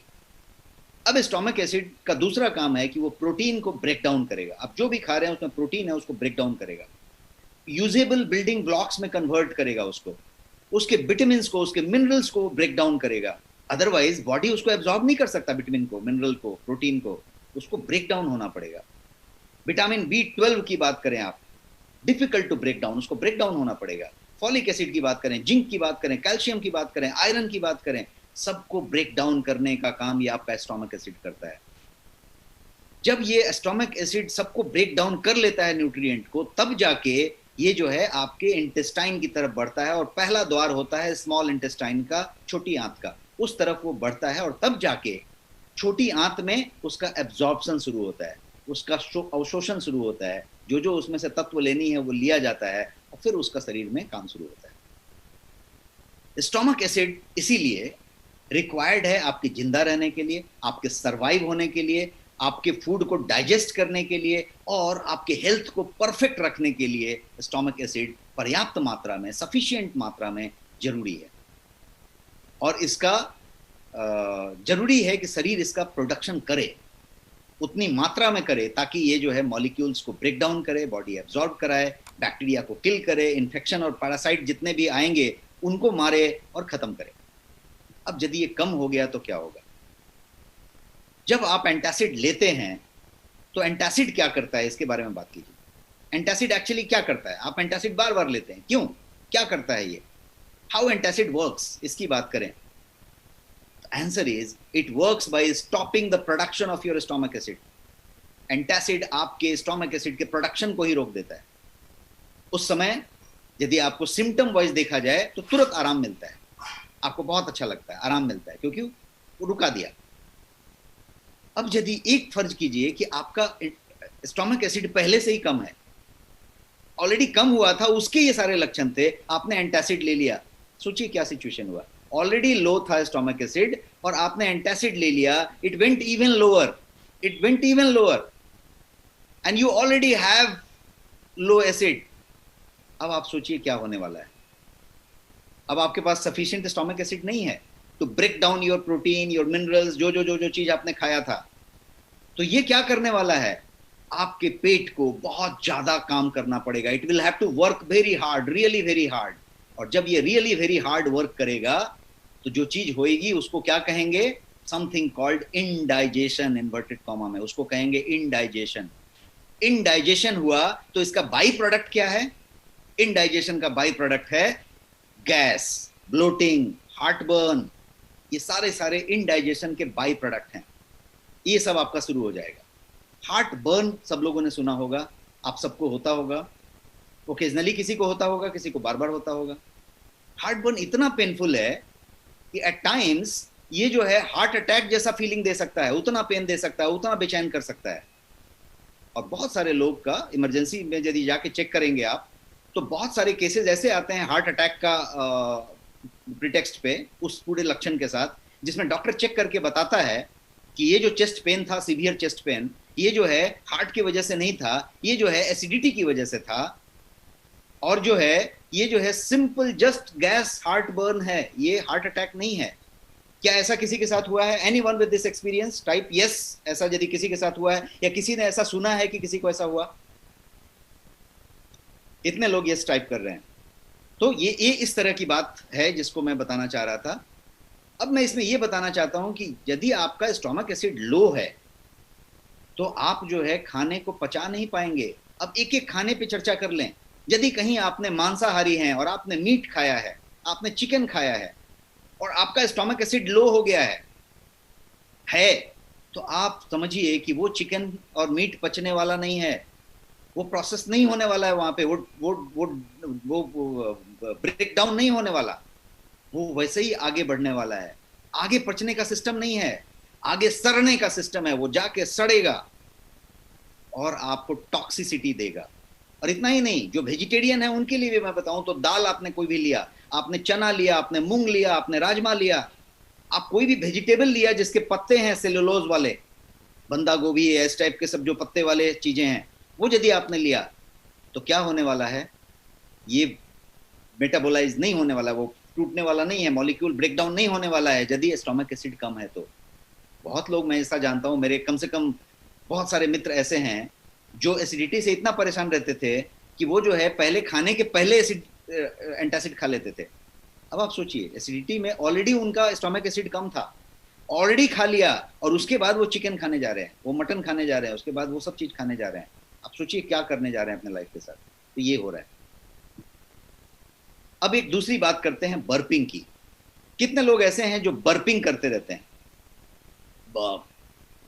ऐसा कुछ आते रहता है, बर्प आते रहता है। बर्प आता है ना, कितने लोगों को आता है? किसी को आता हो तो टाइप करें। किसी को ओकेजनली आ सकता है, हफ्ते में एक बार आ गया, महीने में एक दो बार आ गया। कुछ लोग को रोज आता है, कुछ लोग को लगातार आते रहता है, कुछ लोगों को लगातार आते रहता है। खाया नहीं कि बर्पिंग चालू, खाते समय ही चालू हो जाता है। और कभी कभी तो ऐसा होता है कि आपकी बर्पिंग 3 घंटे 2 घंटे के बाद आई, खाना खाने के 2-3 घंटे के बाद बर्पिंग आई और पूरा खाने का ट्रेलर आपको दिखा गया मुंह में।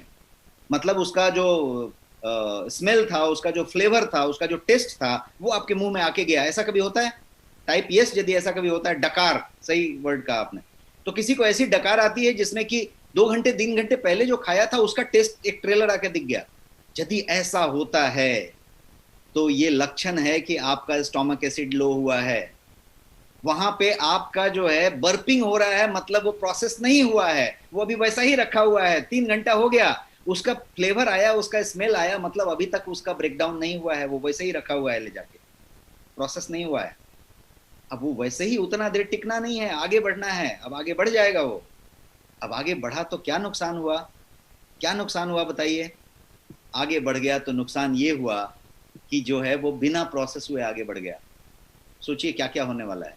पहले तो आपने जितने विटामिन मिनरल्स और जो जो चीजें खाई थी उसका कोई फायदा नहीं हुआ, बिकॉज अब्जॉर्ब कुछ भी नहीं होना है। दूसरा, ये सारे टॉक्सिसिटी में बदल गए, अब ये टॉक्सिक जाके जमा हो गए, अब उसको टॉक्सिन में तब्दील हो जाना है, अब वाइसरल फैट बनना है, टॉक्सिसिटी होनी है, अब आपके पसीने में बदबू आनी है, आपके स्मेल में बदबू आनी है, आपका मुख दुर्गंध होना है, आप फार्टिंग करेंगे तो उसमें से बदबू आनी है, आपके पसीने से बदबू आनी है, आपका ब्लड में इम्प्योरिटी जानी है, ये सारा सारा कुछ शुरू हो जाएगा। और आप रोगों से अब घिरना शुरू हो जाएंगे, आपके स्किन में से वो निकलने की कोशिश करेगा तो खुजली होएगी, ईचिंग होएगा, चकता होएगा, रेड होएगा, एक्जिमा होएगा, वो सारा चीज शुरू होएगा, क्योंकि आप अंदर से अब टॉक्सिसिटी में जा रहे हैं, उस तरह की बातें कर रहे हैं। और एक चीज पे चर्चा कर लेते हैं, इसको कहते हैं सीबो। कितने लोगों ने इसका नाम सुना है? SIBO, small intestinal bacterial overgrowth. ये जो करेगा, अभी जो मैं बता रहा था कि क्या क्या करेगा, वो ये करेगा, सबसे पहला तो ये करेगा। सीबो जो एक चीज है, वो एक बड़ा प्रॉब्लम है आज की डेट में। ये एक सीरियस कंडीशन है जो स्मॉल इंटेस्टाइन में होता है, और ये क्या करता है, तो ये पेट में मरोड़ करता है, पेन करता है और डायरिया करता है। किसी किसी को बार बार देखिए पेट में कहीं डायरिया वायरिया होता हो, बार बार कॉन्स्टिपेशन होता हो, तो डाउट करिए कि यहाँ पे सीबो के केस में जा रहा है मामला। स्मॉल इंटेस्टाइन में यदि बैक्टीरियल ओवरग्रोथ होएगा, मतलब वो बैक्टीरिया उधर प्रोसेस नहीं हुआ, उसमें जला के उसको भेजा नहीं, वो निकल गया क्योंकि स्टोमक एसिड कम था, तो वो बैड बैक्टीरिया आगे पहुंच गया, वो ओवरग्रोथ कर रहा है वहां पे, तो वो ओवरग्रोथ करेगा तो उसको सीबो कहेंगे, small intestinal bacterial overgrowth. Fermentation की यदि बात करें तो अफर्मेंटेटेड फीड यदि आपके अंदर गया तो वो रॉन्ग बैक्टीरिया को जाके फीड करने वाला है। फर्मेंटेशन यदि होएगा तो रॉन्ग बैक्टीरिया को फीड करेगा, बैड बैक्टीरिया को फीड करेगा, उसको ग्रो करेगा, और वो क्या करेगा, तो वो सीबो बनाएगा आपके लिए, आप सीबो में चले जाएंगे। एक नौजिया नाम की चीज होगी, इस तरीके से आपको वोमिटिंग का फीलिंग होगा, चक्कर आने का फीलिंग होगा। तो बहुत लोग ऐसे होंगे कि खाना खाते खाते नौजिया हो जाता है, या कभी कभी आप देखिए विटामिन वगैरह खाते हैं तो नौजिया हो जाता है। तो ये क्यों ऐसा हो जाता है? क्योंकि आपका ये एक साइन है, ये लक्षण दे रहा है, ये सिम्टम दे रहा है कि आपका स्टोमक एसिड लो है, क्योंकि वो ब्रेकडाउन नहीं हुआ। इसीलिए आप देखिएगा कि जब आपका डॉक्टर बहुत सारी दवाइयां लिखते हैं, जब उसमें विटामिन होते हैं या उस तरह की कोई दवाइयां होती हैं जिसको ब्रेक डाउन करने में ज्यादा टाइम लगेगा, तो वो तुरंत नीचे एक एंटासिड लिखते हैं, डॉक्टर एंटासिड लिखते हैं। क्यों? और कहते हैं साथ साथ कि आप खाना खाने के बाद इसको लीजिएगा, दवा खाने के बाद, नाश्ते के बाद। ऐसा यदि डॉक्टर प्रिस्क्रिप्शन पे लिखा है तो इसलिए लिखा है कि वो आपका खाने के पहले ले लेंगे तो वो ब्रेक डाउन नहीं होएगा। क्यों नहीं होएगा? क्योंकि आप खाना शुरू करेंगे तब तो सिग्नल जाएगी, तब तो डाइजेस्टिव एसिड बनना शुरू होगा, स्टोमक एसिड बनना शुरू होगा, तो वो उसके लिए खाने के बाद लेने को कहा जाता है। तो ये हमने बात समझी अभी तक, इतनी सारी चीजें कि ये जो है स्टोमक एसिड का इतना महत्व है। अब एक और टॉपिक आप समझिए, फूड इंटॉलरेंस। कभी कभी कैसा होता है कि कोई फूड को हम टॉलरेट नहीं कर पाते, ये बॉडी इनटॉलरेंस बताता है उस फूड के बारे में, और ये खतरनाक चीज है। बॉडी उसको बताता है और उस फूड को वो शरीर अपना दुश्मन मान लेता है, और शरीर उसके साथ रिएक्शन करना शुरू कर देता है। और ये चीज किसी के साथ कभी भी तब्दील हो सकती है, ये लो स्टोमक एसिड होने की वजह से। हो सकता है कि आप लैक्टोज पहले आराम से लेते थे, आप जो है मिल्क का प्रोडक्ट आराम से लेते थे, आप पहले कोई सब्जी आराम से लेते थे, कोई फ्रूट आराम से खाते थे, अब उस दूध से, उस डेयरी से, उस सब्जी से आपको एलर्जी हो गई और ये हो गई। 5 साल पहले आपकी ठीक थी, अभी एलर्जी हो गई। ऐसा पॉसिबल है? ये कैसे पॉसिबल है, इसकी समझिए। फूड एलर्जी और इनटॉलरेंस जो है उसका डायरेक्ट कनेक्शन है आपके लो स्टोमक एसिड से, डायरेक्ट कनेक्शन है लो स्टोमक एसिड से। जब आप फूड इंटॉलरेंस टेस्ट कराते हैं, ये इंटॉलरेंस टेस्ट होती है बाकायदा, आपका ब्लड का सैंपल लेंगे, फूड इंटॉलरेंस टेस्ट हो जाएगी। तो फूड इंटॉलरेंस टेस्ट जब होती है तो वो क्या करते हैं, 200-250 वेराइटी का आपका फूड का टेस्ट कर लेते हैं उसी ब्लड से, और बता देते हैं कि आपका किस किस चीजों से इंटॉलरेंस है, कौन कौन सा चीज शरीर झेल नहीं सकता। तो उससे ये पता चल जाएगा कि आपको क्या खाना चाहिए और क्या नहीं खाना चाहिए, बॉडी क्या टॉलरेट करेगा और नहीं करेगा। और आज मैं आपको बताने वाला हूं ये इंटॉलरेंस टेस्ट भी, और आप अच्छे तरीके से वो इंटॉलरेंस टेस्ट करा सकते हैं बहुत किफायती रेट में। अब let me explain this process, कि इंटॉलरेंस वाला कहानी तो मैंने बताया, लेकिन ये प्रोसेस क्या है। अभी आप एक पूरा का पूरा पाचन तंत्र देख रहे हैं स्क्रीन पे।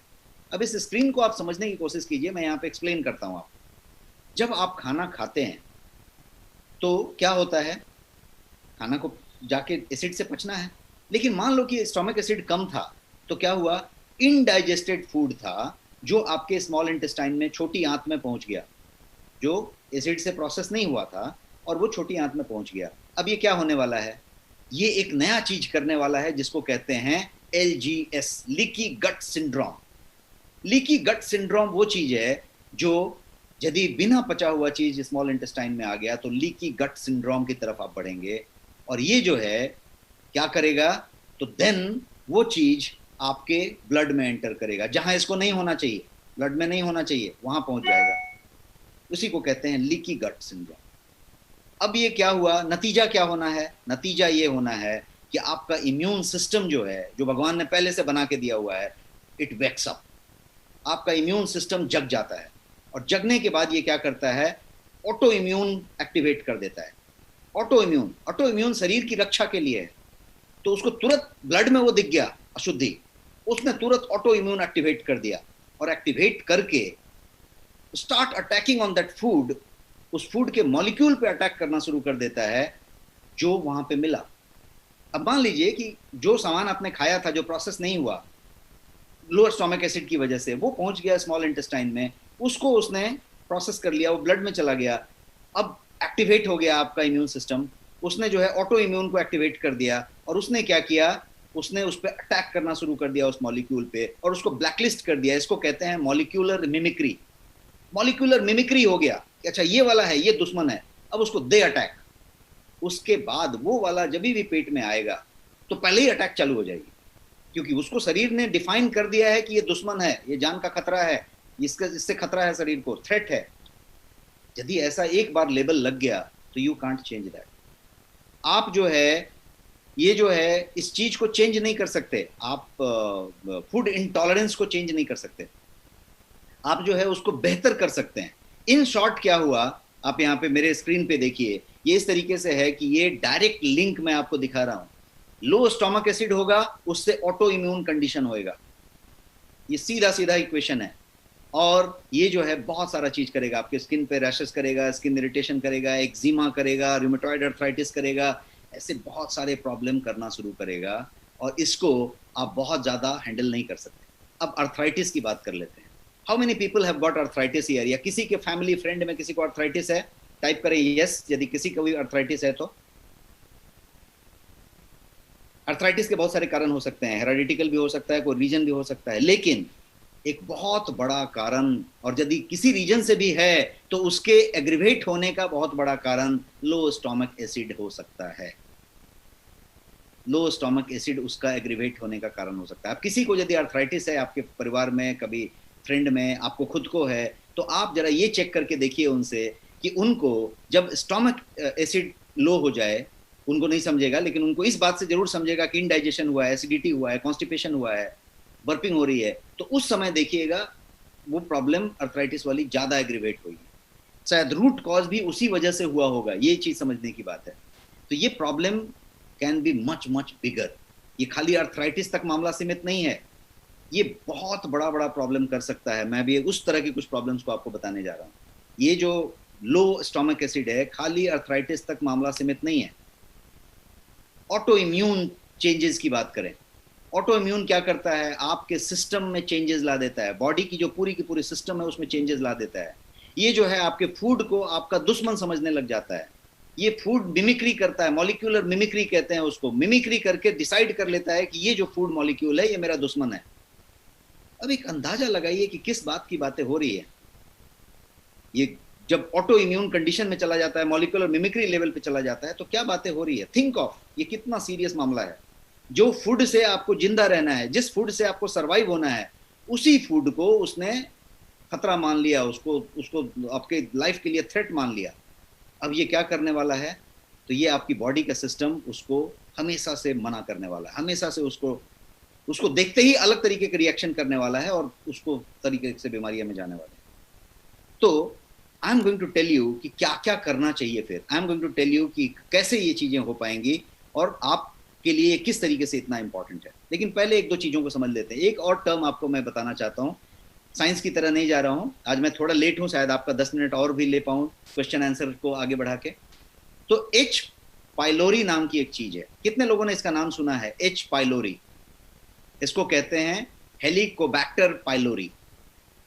ये एच पाइलोरी नाम का जो चीज है, ये एक बैक्टीरिया है जो आपके लाइनिंग, स्टोमक के लाइनिंग में रहता है, और ऐसा माना गया है, मेडिकल साइंस ये कहता है कि तकरीबन 2/3 पॉपुलेशन दुनिया की एच पाइलोरी उसके पास मौजूद है। एच पाइलोरी नाम का बैक्टीरिया उसके पास है, 2/3 पॉपुलेशन के पास। बट एच पाइलोरी कुछ कर नहीं रहा है, क्योंकि शरीर उसको एडजस्ट करके रखा है, उसको बाहर धकेल के रखा है, उसको इम्यून करके रखा है, कोई प्रॉब्लम नहीं। एच पाइलोरी ही वो चीज है जो आपके स्टोमक में अल्सर पैदा करता है, और ये जो है स्टोमक के कैंसर का कारण बनता है। मैक्सिमम स्टोमक के कैंसर, जो कोलेक्टरल कैंसर की बात करें, गट कैंसर की बात करें, ये सारे कुछ इस वजह से हो रही है। और ये जो चीज है, इसका लेना देना यदि मैं कहूं कि लो एसिडिटी लेवल से है, लो स्टोमक एसिड से है, तो कितना चौंकाने वाला बात आपके लिए होगा। यस, इसका कनेक्शन वहां से है, इसीलिए मैं ये स्लाइड आपके सामने रखना चाहता हूं।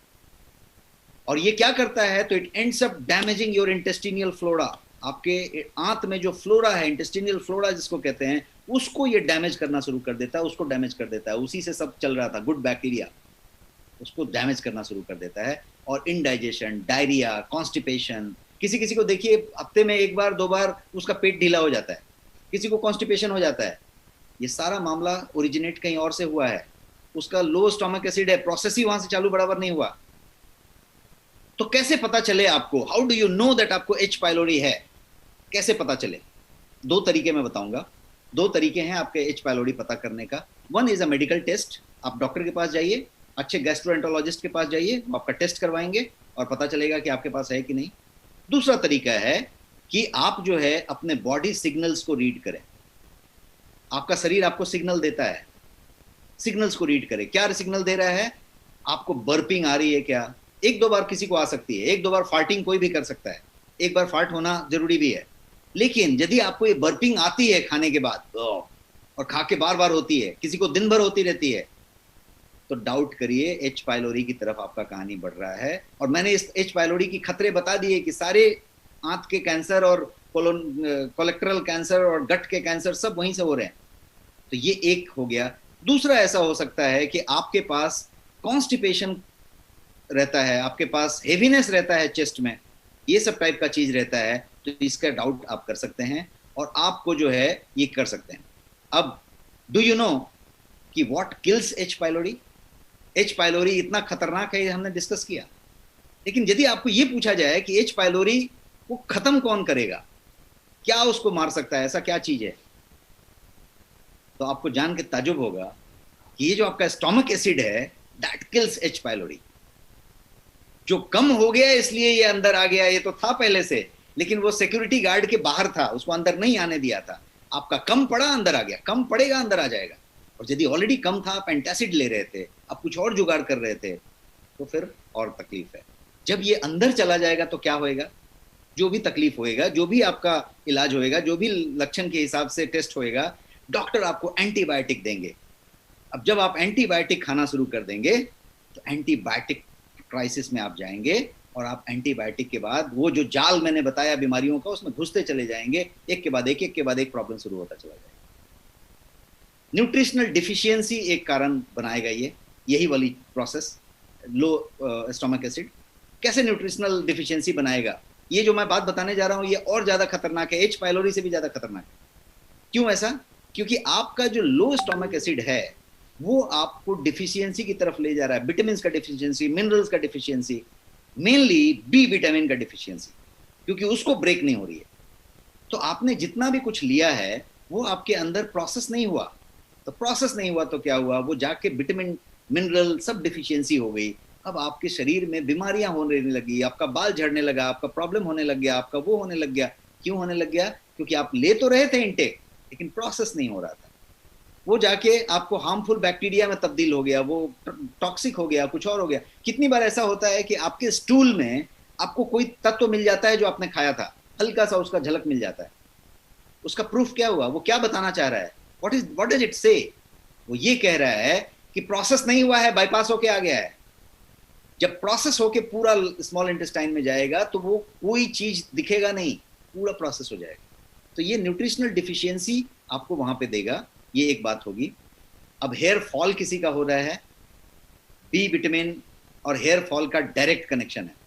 तो इसलिए यदि आप बात करें तो पहले और एक दो पॉइंट बता दूं हेयर फॉल के अलावा, आपका कांस्टेंट कॉन्स्टिपेशन रहता है, आपको बार बार डायरिया हो जाता है, मतलब बार बार लूज मोशन टाइप की चीज हो जाती है, आपका ड्राई स्किन हो जाता है, या आपका स्किन जो है थोड़ा सा डल होता जा रहा है, ग्लो कम हो रही है, ये सारा कुछ लो स्टोमक एसिड की वजह से हो सकता है।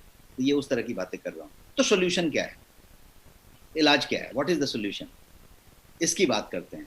तो स्टोमक एसिड को आप कम नहीं होने दें, उसके लिए क्या सोल्यूशन है, उस पर बात करते हैं। और मैं क्विकली कुछ सॉल्यूशंस आपको देता हूं। सबसे पहला सॉल्यूशन तो है कि स्ट्रेस, जो सबसे बड़ा कारण है आपके स्टोमक एसिड के लो होने का, वो है स्ट्रेस। और आज के समय में हम भर के स्ट्रेस में हैं, हम बिजनेस के स्ट्रेस में हैं, वर्क के स्ट्रेस में हैं, पैसा के स्ट्रेस में हैं, फाइनेंशियल प्रॉब्लम के स्ट्रेस में हैं, रिलेशनशिप के स्ट्रेस में हैं, बहुत सारा स्ट्रेस है। बच्चों का एग्जाम कैंसिल हो गया, बढ़ गया, आ गया, बच्चों का कैरियर, इसका कैरियर, उसका कैरियर, हम बहुत सारे स्ट्रेस में गिरे हुए हैं और हम लगातार स्ट्रेस में ही जी रहे हैं। स्ट्रेस जब होएगा तो आपका स्टोमक एसिड का प्रोडक्शन कम हो जाएगा। बात समझिए, आप बात को समझिए मैं जो समझाना चाह रहा हूं। इसीलिए पुरातन संस्कृति में चले जाइए, हिंदू हो, मुस्लिम हो, सिख हो, ईसाई हो, यूरोपियन कंट्रीज में चले जाइए, हर जगह पे खाने का तरीका डिफाइन किया हुआ है। कहीं पे बोला कि आचमन कर लो, भोजन मंत्र कर लो, कहीं पे प्रणाम कर लो, कहीं पे ध्यान कर लो, कहीं पे बोला कि बातचीत करके मत खाओ।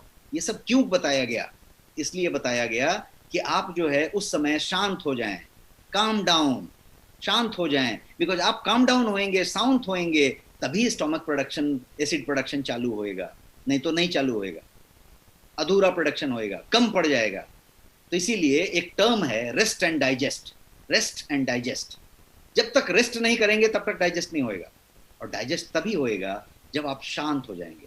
तो यदि आप अपने तरीके से बैठ के शांत होके खाना खाएं, वर्किंग लंच डिनर ना करें, आप जो है खाते समय चबा के खाएं और एकदम प्रोसेस रख के खाएं, यदि ऐसा करें तो आप रेस्ट एंड डाइजेस्ट में हैं और आप जो है उसकी बातें कर रहे हैं। एक चीज मैंने बताई स्ट्रेस वाली बात, तो आप खाते समय स्ट्रेस को कम करें। दूसरी बात करें कि मैं ये थ्योरी बताता हूं कि drink your food and chew your water. In literal sense, drink your food and chew your water. Drink your food का मतलब कि आप जो है खाना को इतना चबा लें, इतना चबा लें कि उसको पी पाए, आप गट करें तो लगे कि पानी अंदर लिया। तो यदि ज्यादा चबाएंगे तो अच्छे से चबेगा तो पूरा एक तो ग्राइंड हो गया, आगे फिर मेटल और दांत मिलना नहीं है। दूसरा, जितना देर चबाएंगे उतना देर स्टोमक एसिड का प्रोडक्शन चालू है। तो ये हुआ। तो ड्रिंक योर फूड, और ड्रिंक योर फूड का एक और मीनिंग है कि आप तरबूजा खाएं, आप ककड़ी खाएं, खीरा खाएं, इस तरह की चीजें ज्यादा से ज्यादा खाएं, वाटरी चीजें जिसमें पानी ज्यादा है। मतलब क्या कर रहे हैं आप, you are drinking your food, खाना चबा नहीं रहे हैं, पी रहे हैं। और च्यू योर वाटर का क्या मतलब हुआ कि कभी भी पानी को लेके ऐसा ढाल के गट गट गट गट नहीं पिए। पानी को एक सिप लें, मुंह में फिराएं उसको, और फिर धीरे से ग्लब करें, फिर फिराएं और ग्लब करें। और एक गिलास से ज्यादा पानी कभी भी ना पिए, आधा गिलास, एक गिलास से ज्यादा पानी ना पिए, सिप करें, 2 मिनट गैप देके फिर सिप पिए। तो इसको क्या किया आपने, chew your food, chew your water. पानी को आपने चबाया और फूड को आपने पिया, ये मेरा कहना था। तो ये एक तरीका मैंने बताया, इससे स्टोमक एसिड कम नहीं पड़े। तीसरी बात मैंने बताई कि हेल्दी फूड का चॉइस रखें। चॉइस आपको लेना है, चॉइस आप बनाएंगे कि आप क्या खाएंगे। हर आदमी के पास चॉइस है।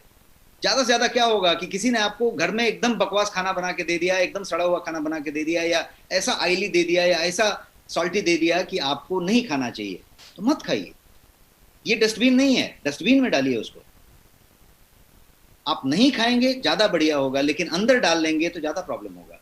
तो हेल्दी फूड चॉइस लें। बट मैं यहाँ पे एक और चीज बताऊंगा कि ओवर ईटिंग या कांस्टेंट ईटिंग से भी आपकी एसिड प्रोडक्शन प्रभावित होगी।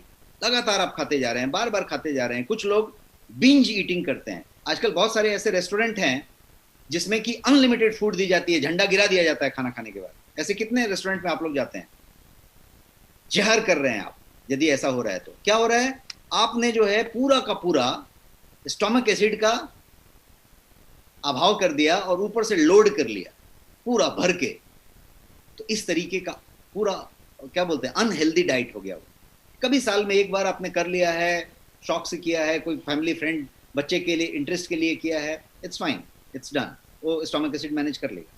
लेकिन यदि ये आप कभी महीने में 1-2 बार कर लेते हैं, ऐसा करते हैं प्रेजेंट इंडेफिनिट टेंस में, तो गड़बड़ है।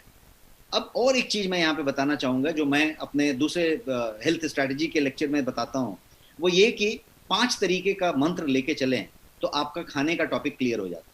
वो 5 चीजें क्या है? तो what you eat, when you eat, how much you eat, how you eat and where you eat. मतलब पहला ये है कि व्हाट यू ईट, आप क्या खाते हैं, मतलब जंक खाते हैं, अच्छा खाते हैं, कैसा खाते हैं, ज्यादा शक्कर लेते हैं, ज्यादा नमक लेते हैं, ज्यादा शुगरी लेते हैं, ज्यादा जंक लेते हैं, एक वो। तो स्वस्थ खाएं, व्हाट यू ईट।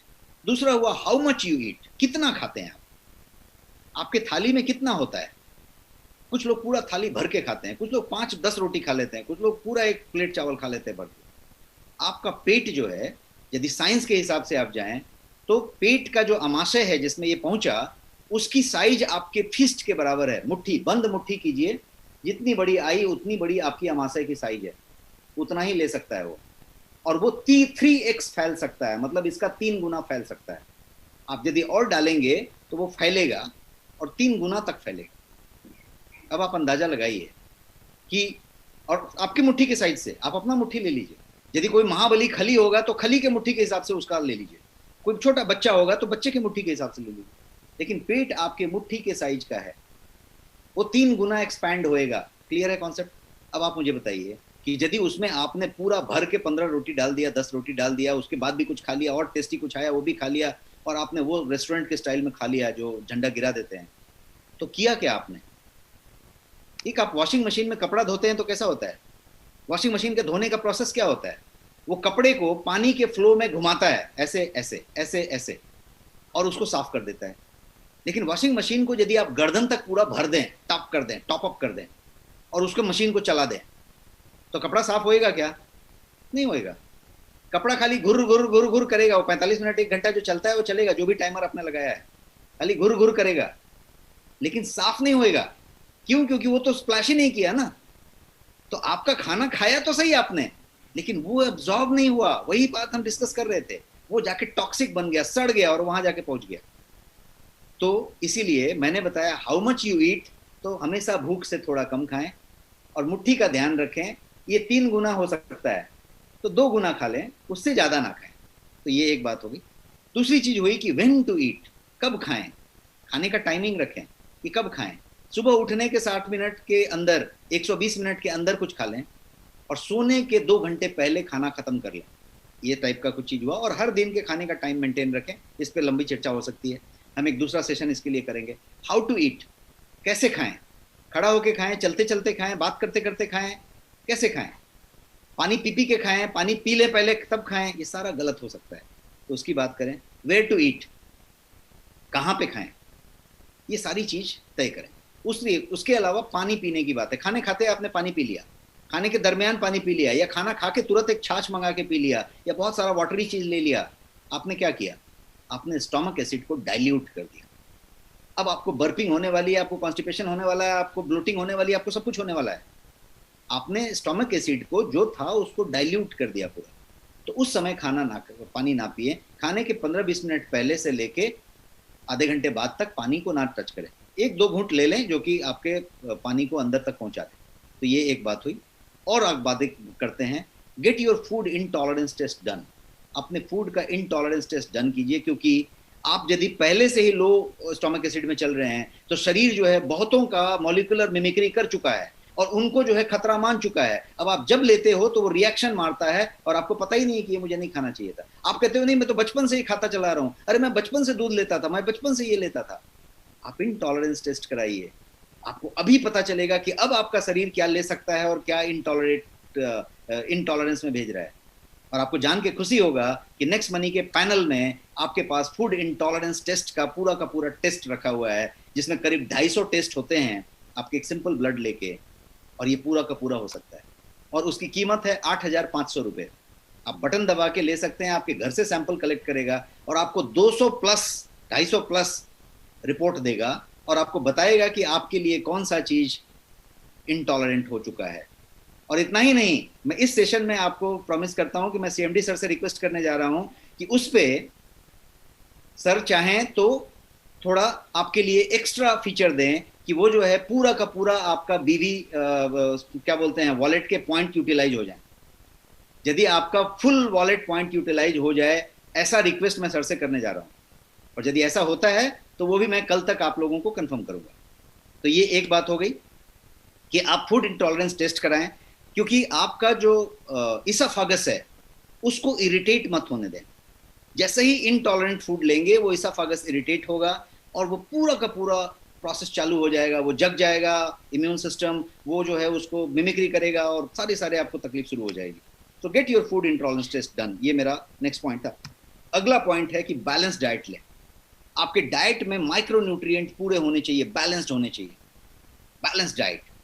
और बैलेंस डाइट के लिए यदि बताऊं तो जिंक बहुत जरूरी है, बी विटामिन बहुत जरूरी है, मिनरल्स बहुत जरूरी हैं। ये सब नहीं है तो आपका स्टोमक एसिड नहीं बनेगा, कम बनेगा। तो आपका जो है पूरा का पूरा बैलेंस न्यूट्रिशन चाहिए। और आपके लिए ट्रम्प कार्ड है न्यूट्री इम्यूनो आपके पास है। यदि आप न्यूट्री इम्यूनो को सप्लीमेंट के तौर पे नहीं, रोज के तौर पे लेते हैं, रिचुअल के तौर पे, तो आपका ये कमी कभी कोई नहीं होगा। इसके अलावा आपके पास स्पिरुलिना है, आपके पास मोरिंगा है, गोयंग में आपके पास भर के प्रोडक्ट्स हैं। और यदि 3 प्रोडक्ट आप पूछना चाहें तो एक न्यूट्री इम्यूनो आप हर दिन ले सकते हैं, और वो आपको सुनिश्चित करेगा कि आपका जो है कोई माइक्रोन्यूट्रिएंट, कोई विटामिन, कोई मिनरल्स कम नहीं पड़े। और आप चाहें तो आगे स्पिरुलिना ले सकते हैं, मोरिंगा ले सकते हैं, और वो सब चीजें कर सकते हैं जिसमें कि भर भर के न्यूट्रिएंट पावर हाउस है। अब बात करते हैं सप्लीमेंट्स की। ये जो लो स्टोमक एसिड की हमने बात की, उसमें तरीका क्या है? मैंने आपको भर भर के बताया कि एंटासिड गलत है, एंटासिड गलत है, नहीं लेना चाहिए आपको। तो सोल्यूशन क्या है?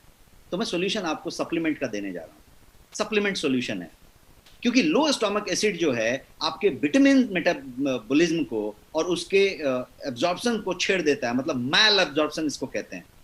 आपको जो है विटामिन और मिनरल डिफिशियंसी की टेस्टिंग करानी चाहिए और पता करना चाहिए कि कितना विटामिन डिफिशियंसी हुई है। आप जब नेक्स्ट स्कैन कराते हैं जिसमें आपका 130 टेस्ट होता है, उसमें भर के विटामिन की लिस्ट आती है, कौन कौन से विटामिन की कितनी कमी है, कितनी सफिशियंसी है, ये बता देता है। तो आपको पहले ही पता चल जाएगा नेक्स्ट स्कैन करके कि भाई क्या क्या कमी है आपकी।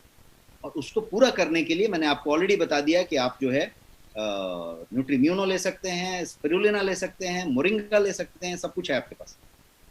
अब बात करते हैं कि आपकी डाइटिशियन की बात करें तो वो आपको पर्सनलाइज सप्लीमेंट लिख के देता है और जो है डिफिशियंसी पे वो काम करता है।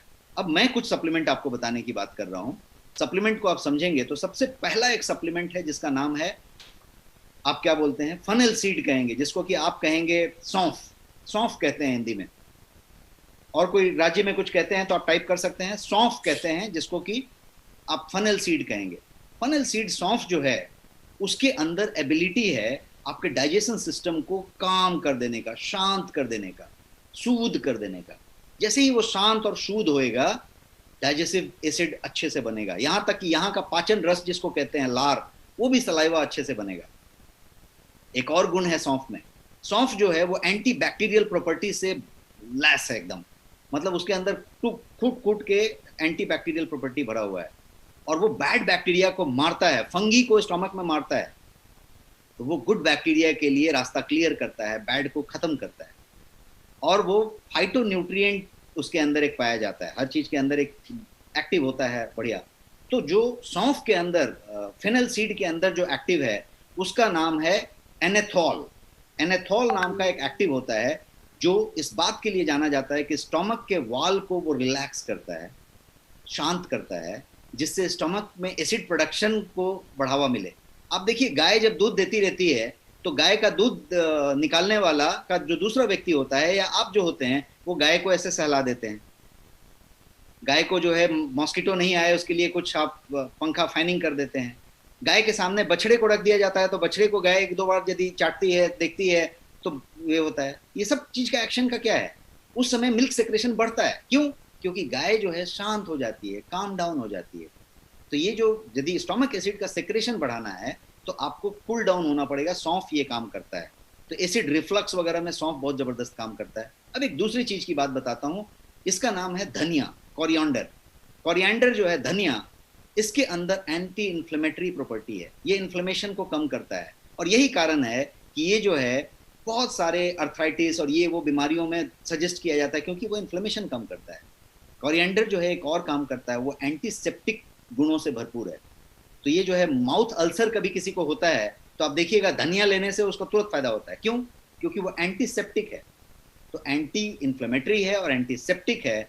तो यदि इसकी बात की जाए तो ये आपके इंटेस्टाइन में जब जाएगा तो वहां पे ये बहुत मैजिकल तरीके से काम करता है। ब्लोटिंग है, गैस्ट्रिक है, डायरिया है, नाउजिया है, आपका वो बर्पिंग हो रहा था, ये सारी चीज में ये बहुत बेजोड़ तरीके से काम करता है। और ये जो है डाइजेस्टिव हार्मोन्स जो हैं उसको बनाने में मदद करता है, उसको स्टिमुलेट करने में मदद करता है और आपके लीवर फंक्शन को बहुत बढ़िया कर देता है। तो एक बताया मैंने सौंफ, एक बताया धनिया, अब एक तीसरा बता रहा हूं जिसका नाम है अजवाइन। अजवाइन को क्या कहते हैं? आप इंग्लिश में कहेंगे तो कैरम सीड कहते हैं अजवाइन, या आपके यहाँ पे जो लैंग्वेज में कहते हो। अजवाइन जो है ये एक्टिव एंजाइम है, एक तरीके से बोला जाए तो आपके एंजाइम जो पेट में है उस तरह का एक एंजाइम है, और इसके एंजाइम का नाम है थाइमोल। जो एक्टिव एंजाइम है इसके अंदर उसको थाइमोल कहते हैं। ये जो थाइमोल है वो आपके गैस्ट्रिक जूसेस को या डाइजेस्टिव एसिड को सेक्रेट करने में सीधा सीधा मदद करता है, मतलब उसको बूस्ट करता है। तो एक्टिव एंजाइम जो इसके अंदर है वो स्टोमिक एसिड को बढ़ाता है, वो आपके इंडाइजेशन और ब्लोटिंग और गैस और जो भी चुटर पुटर हुआ है उसको रिलीव करता है, और ये जो है आपके पेप्टिक अल्सर जैसी चीजों को भी ट्रीट करता है, और स्टोमक और इंटेस्टाइन और इसोफेगस के लिए बहुत बढ़िया माना जाता है। अब आप एक बात बताइए कि ओमा इन तेलुगु वो बता रहे हैं लोग, तो अब एक बात बताइए कि यदि ये सारे जो सप्लीमेंट्स मैंने आपको बताए, ये यदि आपको इस तरीके से दिया जाए कि आपने 1 कटोरी या 5 चम्मच सौंफ लिया हुआ है, 5 चम्मच धनिया लिया हुआ है, 5 सौंफ जो है क्या बोलते हैं आपने ये अजवाइन लिया हुआ है, और ये सब को बोला कि अभी इतना खा जाओ, के बजाय यदि कुछ ऐसा चीज दिया जाए 2-4 बूंद में और कहा जाए कि ये 3 कटोरी के बराबर है, तो कितना बेहतरीन होगा। टाइप यस यदि आपको लगता है कि ये काफी मजेदार होगा। यदि मैं 1-2 कटोरी का ये तीनों सामान यदि आपको 2-4 ड्रॉप में प्रेजेंट करूं तो कैसा होगा। तो ये ऐसा कुछ मैं आपको बताने जा रहा हूं जो आपके पास एक बहुत बेहतरीन प्रोडक्ट है, और इसका नाम है डाइजेस्ट। डाइजेस्ट एक 30 ml का सिर्फ 30 मिलीलीटर का एक ड्रॉप है। इसको आप पानी पीते समय पानी में टपका सकते हैं, अपने जग में 10 बूंद टपका के छोड़ सकते हैं। आपके वाटर फिल्टर का जो जमा हुआ पानी है उसी में सीधा 20 बूंद डाल दिया तो पूरी फैमिली के लिए हो गया। आप अपने पानी के बोतल में डाल सकते हैं और इसका इस्तेमाल कर सकते हैं। सौंफ, धनिया, अजवाइन, सौंफ, धनिया, अजवाइन का क्या है?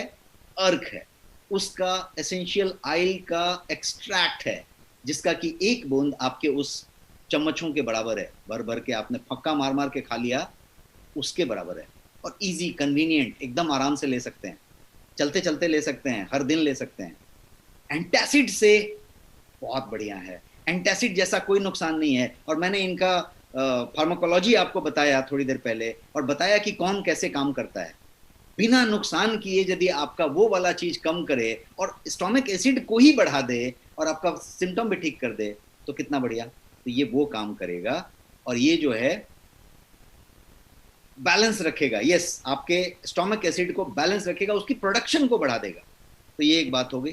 तो ये आपका गोयंग डाइजेस्ट क्या करता है? बाउल मूवमेंट के लिए है, कॉन्स्टिपेशन के लिए है, डाइजेशन बूस्टर है, एसिडिटी रिलीफ कर रहा है, एसिड रिफ्लक्स हो रही है तो बातें कर रहा है, और आपके गैस को, बर्पिंग को, सब चीज को कंट्रोल कर रहा है। आप यदि एसिडिक लोग हैं, क्या बोलते हैं, एसिडिटी वाले हैं और परेशान रहते हैं, खाने के पहले ही आपको चिंता हो जाती है कि ये खाऊंगा तो ऐसा हो जाएगा, आप डाइजेस्ट पे आ जाइए और आप फर्क देखिए। और मैंने जितने नुस्खे इसके पहले बताए, आपके लाइफस्टाइल चेंजेस, उसको करके देखिए। ये है डाइजेस्ट आपका, जो इन 3 चीजों से बना हुआ है। 10 ड्रॉप आप इसको ले सकते हैं अपने पानी में डाल के, और ये बहुत अच्छे तरीके से काम करेगा। जो आज के भागदौड़ वाले लोग हैं, जो बिजी प्रोफेशनल्स हैं, स्टूडेंट्स हैं, घंटों घंटों पढ़ रहे हैं लगातार। आप देखिए, आपकी छोटी बच्ची, आपका बच्चा घर में 10th में 12th में पढ़ने वाले 8-8 घंटा, 5-5 घंटा लगातार पढ़ रहे हैं। तो ये जो पूरा का पूरा जो सिस्टम है उस जगह पे ये बहुत अच्छे तरीके से सबके लिए काम कर रहा है। फाइनली आपका जो स्टमक है, जिसको हम इतने देर से स्टडी कर रहे थे और कह रहे थे कि अमाशय के बाद वो जो छोटी आंत में जाता है, वहां पे ये बहुत बढ़िया काम करता है। अब इसके प्राइस की बात कर लेते हैं। इसकी प्राइस नेग्लिजिबल है, 249 इसकी एमआरपी है, और आपके पास ये जो प्राइस है वो 199 रुपीज है। आप नेक्स्ट शॉपी में इसको इस प्राइस पे ले सकते हैं, 199 रुपीज। तो दिस इज नेक्स्ट शॉपी, आप बटन दबा के ले सकते हैं और ये सब जगह पे बेस्ट सेलर है, अमेजॉन से लेके, बिग बास्केट से लेके, फ्लिपकार्ट से लेके, सब जगह पे। और ये था हमारा आज का सेशन, मैं आपको ये सब बताना चाहता था। मैंने आपसे समय ज़्यादा लिया है, thank you so much. Still यदि आपके पास कोई सवाल है, मैं जल्दी में नहीं हूं, मैं आपके सवाल का जवाब दे सकता हूँ। Yes please. Thank you so much sir, बहुत ही ग्रेट इंफॉर्मेशन और सबको आनंद आ गया इस बात, क्योंकि बिना खाए रह नहीं सकते और खाने के बाद कितनी तकलीफें होती है सबको पता है। अब बहुत सारे लोगों का क्वेश्चन आ रहा है सर चैट बॉक्स में। जी जी, वन बाय वन क्वेश्चन लेते हैं, थोड़ा देर हम आंसर कर लेंगे। जी जी।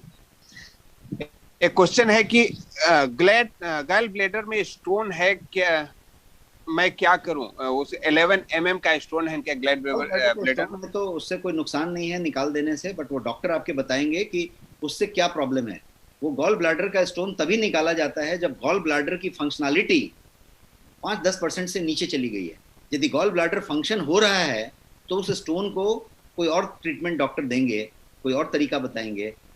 यदि डॉक्टर अच्छे होंगे तो वो बिल्कुल सलाह नहीं देंगे गॉल ब्लैडर को रिमूव करने का, लेकिन यदि उसकी फंक्शनलिटी 5% से 10% से कम हो गई है तो उसको डॉक्टर निकाल देंगे और निकालने से कोई नुकसान नहीं है। लेकिन फंक्शनलिटी हो रही है तब निकाल देंगे तो नुकसान है, फिर आपके वो सारे स्टोमक एसिड और इसका उसका कहानी हो जाएगा। बट वो डॉक्टर बताएंगे, दैट इज अ कंडीशन जो आप डॉक्टर को दिखा के आप उसका ओपिनियन ले सकते हैं। यस जी सर। मिस्टर आर्या जी का एक क्वेश्चन है कि सिर पर कई वर्षों से रूसी पपड़ी की तरह जमा है। हाँ। कुछ लोग इसको फंगल इन्फेक्शन बताते हैं। हाँ। बाल बहुत कम हो गए हैं, हमें क्या करना चाहिए? बहुत अच्छा क्वेश्चन आज ही के दिन पूछा है उन्होंने, और मैं इसका ऑलरेडी एक ट्रीटमेंट बता चुका हूं और 2 ट्रीटमेंट बता चुका हूं। पहला ट्रीटमेंट मैंने बताया था तुलसी के दिन, और मैंने कहा था कि आप जो है वन तुलसी, राम तुलसी नहीं, श्याम तुलसी, जो ज्यादा गाढ़े रंग की पत्ते होते हैं, काले टाइप के पत्ते होते हैं, डार्क ग्रीन पत्ते होते हैं, श्याम तुलसी लें, कृष्ण तुलसी जिसको कहते हैं, उसके पत्ते का एक पूरा बंडल ले लें, उसका पेस्ट बना लें, चटनी बना लें, उसका पेस्ट बना के आप उसके स्काल्प में लगा के छोड़ दें 15-20 मिनट, और उसके बाद पूरा वॉश कर लें, आपका पूरा जड़ से निकल जाएगा। अब आज मैंने क्यों बोला कि बहुत सार्थक क्वेश्चन पूछ लिया आपने, क्योंकि मैं आज जो पूरा का पूरा लो स्टोमक एसिड बता रहा था और वो जो पूरा तरीका बता रहा था, इसका बहुत ज्यादा लेना देना आपके उन स्काल्प पे और स्किन पे जो प्रॉब्लम्स हैं उससे है, कि कहीं पे स्टोमक एसिड यदि कम हो रही है तो ये वहां पर रिफ्लेक्ट होगा। तो यदि इसकी वजह से है तो आप स्टोमक एसिड का इलाज कीजिए पहले, उस तरह की जी जी। कामेश्वर मिश्रा जी बोलते हैं, आई एम डायबिटिक पर्सन और मुझे भूख बहुत लगती है, मुझे क्या करना चाहिए? ये तो अच्छी बात है, भूख लगना अच्छी बात है, भूख नहीं लगे तो परेशान होना चाहिए। अब भूख यदि ज्यादा लगती है तो इसका कहाँ पे रीडिंग है, आपको आपके HbA1c को जाके चेक कराना है। आप बात को समझिए कि भूख क्यों बार बार लग रही है, क्योंकि आपकी कोशिकाएं, जो असंख्य कोशिकाएं हैं, ट्रिलियंस ऑफ सेल आपके शरीर में हैं, वो व्याकुल हैं, वो खाना मांग रही हैं, और खाना उनका क्या है? ग्लूकोज है। ग्लूकोज है लेकिन ब्लड शुगर बन के वो आपके ब्लड में घूम रहा है, डिलीवर नहीं हो रहा है, कोशिकाओं को ये दिया नहीं जा रहा है, क्योंकि कोशिकाओं का मुंह जो है जब खुलता है तो उसमें वो अंदर जा नहीं पा रहा है। क्यों नहीं जा रहा है? क्योंकि वो A1C बन गया है, HbA1c हो गया है, A1C Hb के साथ कनेक्ट हो गया है। Hb क्या है? हीमोग्लोबिन है, A1 वो ग्लूकोज का टुकड़ा है, तो HbA1c बन गया है, तो वो जा रहा है। तो ब्लड जो कैरियर था, ब्लड क्या है? पूरे शरीर में ब्लड घूम रहा है, उसका काम है कि उस A1C को हर कोशिका में जाके फीड करके आए, सबको खिला के आए। भोज में कैसे पानी पिलाने जाते हैं या कोई पांत में खाना खिलाने जाते हैं, तो हर को एक एक देते जाते हैं, तो वैसे ही ये ब्लड लेके निकला आपका शुगर को, A1C को, ग्लूकोज को, और सबको देते जाएगा, कोशिकाओं को खिलाता जाएगा। लेकिन यदि ये A1C Hb के साथ कनेक्ट हो गया, एक नया मॉलिक्यूल बना लिया जिसका नाम है HbA1c, एक नया कंपाउंड बना लिया, तो ये क्या करेगा? ये डिलीवरी नहीं होएगा, क्योंकि रेलगाड़ी पे आपने एक कंटेनर रख दिया और कंटेनर का बिल्डिंग कर दिया, तो कंटेनर उतरेगा कैसे? तो ये उतर ही नहीं रहा है, ये खाली घूम रहा है। अब आप और व्याकुल हो रहे हैं तो और खाना खा रहे हैं, और ग्लूकोज ले लिया, और घूम रहा है। तो इसका प्रॉब्लम क्या है कि आपको A1C कंट्रोल करना पड़ेगा, ब्लड शुगर कंट्रोल करना पड़ेगा, PP फास्टिंग चेक कराना पड़ेगा, लेकिन A1C पहले चेक कराइए, आपका ग्लाइकेटेड हीमोग्लोबिन कितना है। वो यदि आप डायबिटिक हैं तो 8 के नीचे रहना चाहिए, स्वस्थ हैं तो 5.7 के नीचे रहना चाहिए, 8 के नीचे हैं तो आप कंट्रोल में हैं, 6 के नीचे बहुत बढ़िया, लेकिन 8 के ऊपर है तो पहले उसको कंट्रोल करने के लिए दवाई लीजिए, लाइफस्टाइल चेंज कीजिए, डाइट चेंज कीजिए, and things will work. Thank you. जी पेट में बहुत जलन होता है और कंस्टिपेशन भी है, हमें क्या लेना चाहिए? स्वतंत्र डाइजेस्ट लेना चाहिए, वही तो बता रहे हैं, डाइजेस्ट लेना चाहिए, ये तो सीधा सीधा उसी के लिए। जी जी, स्पाइसी फूड कम खाना चाहिए साथ साथ। यस। एक सुधेंद्र जी हैं, बोलते हैं कि मेरे आंख की रोशनी कम है और डिफेंस में जाना चाहते हैं, हमें क्या करना चाहिए? देखिए, आंख की रोशनी तो ऑप्थेल्मोलॉजिस्ट बताएगा, आंख का जो डॉक्टर है बढ़िया, वो बताएगा कि रोशनी कम क्यों हुई है और उसका कारण क्या है। मतलब वो रेटिना में तकलीफ है, कुछ और तकलीफ है, या फिर कोई छोटी मोटी लसिक करके ठीक हो जाएगी, क्या रीजन है वो है। जहां तक सप्लीमेंट का सवाल है, हमारे पास एक सप्लीमेंट है जिसको हम आई केयर कहते हैं, जिसके अंदर लुसिथिन है, जियाजेंथिन जैसे प्रोडक्ट पदार्थ हैं, और वो आंख के लिए बहुत बेहतरीन है, बिकॉज वो आपके रोडॉप्सिन पे काम करता है, आपके इस पे करता है, लेकिन रोशनी को यदि पावर बढ़ गया है तो उसको बढ़ा के नहीं देता है। सो सप्लीमेंट अपनी जगह पे काम करता है, उसकी बाकी चीजों को ठीक करता है, उसका ड्राई आई सिंड्रोम ठीक करेगा, डिजिटल आई का कोई कहानी है तो ठीक करेगा। बाकी आप एक अच्छे ऑप्थेल्मोलॉजिस्ट को मिलें, वो बताएंगे कि क्या हो सकता है उसमें। बच्चे को स्तनपान कराने वाली महिलाओं के लिए कौन सा प्रोडक्ट बेस्ट होगा? एक क्वेश्चन है प्रहलाद सिंह जी का कोटा से। न्यूट्रीम्यूनो या न्यूट्रीफेम, देयर आर 2 प्रोडक्ट्स, जो भी आपको जमे ले सकते हैं। न्यूट्रीम्यूनो इज अ बेटर ऑप्शन, जिसमें सारे के सारे माइक्रो न्यूट्रिएंट्स हैं भर के, और वो प्रेग्नेंट और लैक्टेटिंग वुमेन के लिए बहुत बढ़िया है। सबके लिए है, बट उस समय जो संतुलित पोषण जिसको कहा जाता है, उसके लिए बहुत बढ़िया है। एक बच्चे को हार्ड स्टूल का प्रॉब्लम है, कोई सप्लीमेंट सजेस्ट करें? तो आहार क्या है उसका? आहार पे ये होना चाहिए, बच्चे को आहार की बात करनी चाहिए। हार्ड स्टूल बहुत सारी चीज़ों से ऐसे भी रिलेटेड होता है कि आपका जो न्यूट्रिशन है वो बैलेंस नहीं है, मतलब कहीं डीएचए कम हो जा रही है, कहीं वो कम हो जा रही है, कहीं वो कम हो जा रही है, मतलब एक से दूसरा कनेक्टेड होता है। इसीलिए मैं बार बार कहता हूँ कि बच्चा यदि आपका कोई भी हेल्थ ड्रिंक लेता है, जिसको आप बहुत प्यार से हेल्थ ड्रिंक देते हैं, कुछ भी हो सकता है, मैं नाम लेके नहीं बताता, बट कुछ भी हो सकता है जो बाजार में आपको मिलता है, किसी के साथ बैडमिंटन का रैकेट फ्री मिलता है, किसी के साथ कुछ फ्री मिलता है, और सबका टीवी पे हीरो ऐड देते हैं और आप उसको लेके आते हैं। उसके अंदर क्या होता है? कोकोआ पाउडर होता है, माल्ट होता है और शक्कर होता है, और वो भी गंदा वाला शक्कर होता है। आप लेबल पढ़ के देख लीजिए क्या होता है। और वो चीज़ आप लाते हैं और बच्चा उसका यूज टू हो जाता है और वही लेता रह जाता है। उसमें होता है एक्चुअली कुछ है नहीं ज़्यादा। अब यदि आप उसको कहीं न्यूट्रीम्यूनो से रिप्लेस कर दिया, और कहीं आपका बच्चा न्यूट्रीम्यूनो लेने लग गया और उसको उसका टेस्ट पसंद आ गया, तो आप देखिएगा ये सारे प्रॉब्लम्स अपने आप ठीक होने लग जाएंगे, क्योंकि सारे तत्व तो बैलेंस तरीके से आने लग गए। तो स्टूल हार्ड होएगा और डायरिया होएगा, वो होएगा का सवाल ही नहीं उठता। पाचन तंत्र प्रॉपर होएगा, क्योंकि उसका सब कुछ प्रॉपर है, बैलेंस न्यूट्रिशन वो ले रहा है। दूसरा और भी चीजें हो सकती है कि वक्त पे खाता है, हाइड्रेटेड पूरा रहता है, पानी ठीक से पीता है, फ्रूट इंटेक होता है, फ्रूट के पोर्शंस जिसको कहते हैं वेजिटेबल के, वो लेता है। बहुत सारे फैक्टर्स हैं, बट ये एक फैक्टर है। तो बैलेंस न्यूट्रिशन को पहले एड्रेस करके देखिए, आई थिंक 90% तो वहीं एड्रेस हो जाएगा। और बैलेंस न्यूट्रिशन एड्रेस करने के लिए आपके पास न्यूट्रीम्यूनो जैसा बेहतरीन प्रोडक्ट है। मैं फिर से एक बार बताता हूँ, न्यूट्रीम्यूनो आपके पास एक प्रोडक्ट है जो इंडिया में वैसा प्रोडक्ट नहीं है। आप चैलेंज देके कहीं पे बता सकते हैं इंडिया में वैसा प्रोडक्ट नहीं है। उसके अंदर जितने माइक्रो न्यूट्रिएंट्स हैं और जितने वाइटल न्यूट्रिएंट्स हैं वो किसी के पास नहीं है। उसके अंदर 15 से ज्यादा इम्यूनिटी बूस्टर्स हैं, किसी के पास नहीं है, और वो सब लेवल पे क्लेम्ड है। शुगर फ्री है और किसी के लिए सुरक्षित है, बूढ़े आदमी के लिए, डायबिटिक के लिए, किडनी के लिए, लीवर के लिए, प्रेग्नेंट के लिए, लैक्टेटिंग के लिए, छोटे बच्चे के लिए, 6 महीने के बच्चे के लिए, 100 साल के बूढ़े के लिए, आपके जैसे हमारे जैसे लोगों के लिए, सबके लिए सबसे सुरक्षित और सबसे बेहतरीन ड्रिंक। कोई बीमार है, कोई चीज की दवाई ले रहा है, न्यूट्रीम्यूनो आप दीजिए और देखिए दवाई कितना बढ़िया असर करता है। कोविड किसी को डर है, कोविड से बच के रह रहे हैं, इम्यूनिटी बढ़ाना है, न्यूट्रिशन बैलेंस रखना है, बेहतरीन प्रोडक्ट। पोस्ट कोविड बड़ा सब्जेक्ट है। पोस्ट कोविड न्यूट्रीम्यूनो से बढ़िया कोई चीज ही नहीं। पोस्ट कोविड कंपल्सरी आपको 60 दिन 90 दिन न्यूट्रीम्यूनो लेना चाहिए टू इंश्योर कि आप जो है प्रॉपर रिकवर कर जाएं, प्रॉपर बैलेंस्ड हो जाएं, और आप किसी तरीके के म्यूकर माइकोसिस और इसके उसके इशू में ना पड़ जाएं, आप पूरा तरीके से रिकवर हो जाएं। Thank you. जी, क्या जॉन्डिस में डाइजेस्ट ड्रॉप ले सकते हैं? यस, बिल्कुल ले सकते हैं, बहुत बढ़िया करेगा। Right. Vertigo and back pain के लिए कौन सा सप्लीमेंट लेना चाहिए? Vertigo is a vast subject. पहले समझना है कि वर्टिगो होगा क्यों। वर्टिगो आपके स्पॉन्डिलोसिस से हो सकता है, वर्टिगो आपके एज रिलेटेड हो सकता है, वर्टिगो कभी भी रीजन से हो सकता है। वर्टिगो का रीजन ये है कि आपके ब्रेन के एक लास्ट छोड़ के नर्व तक सप्लाई अब नहीं पहुंच रहा है, या सप्लाई एक फ्रैक्शन ऑफ सेकंड के लिए नहीं पहुंचा था। तो यदि मान लीजिए कि नर्व ही हो गया है, सूख गया है, एज हो गई और धीरे धीरे धीरे धीरे श्रिंक हो गया है नर्व, तो वहां पे नहीं पहुंच रही है, तो ये एज रिलेटेड हुआ।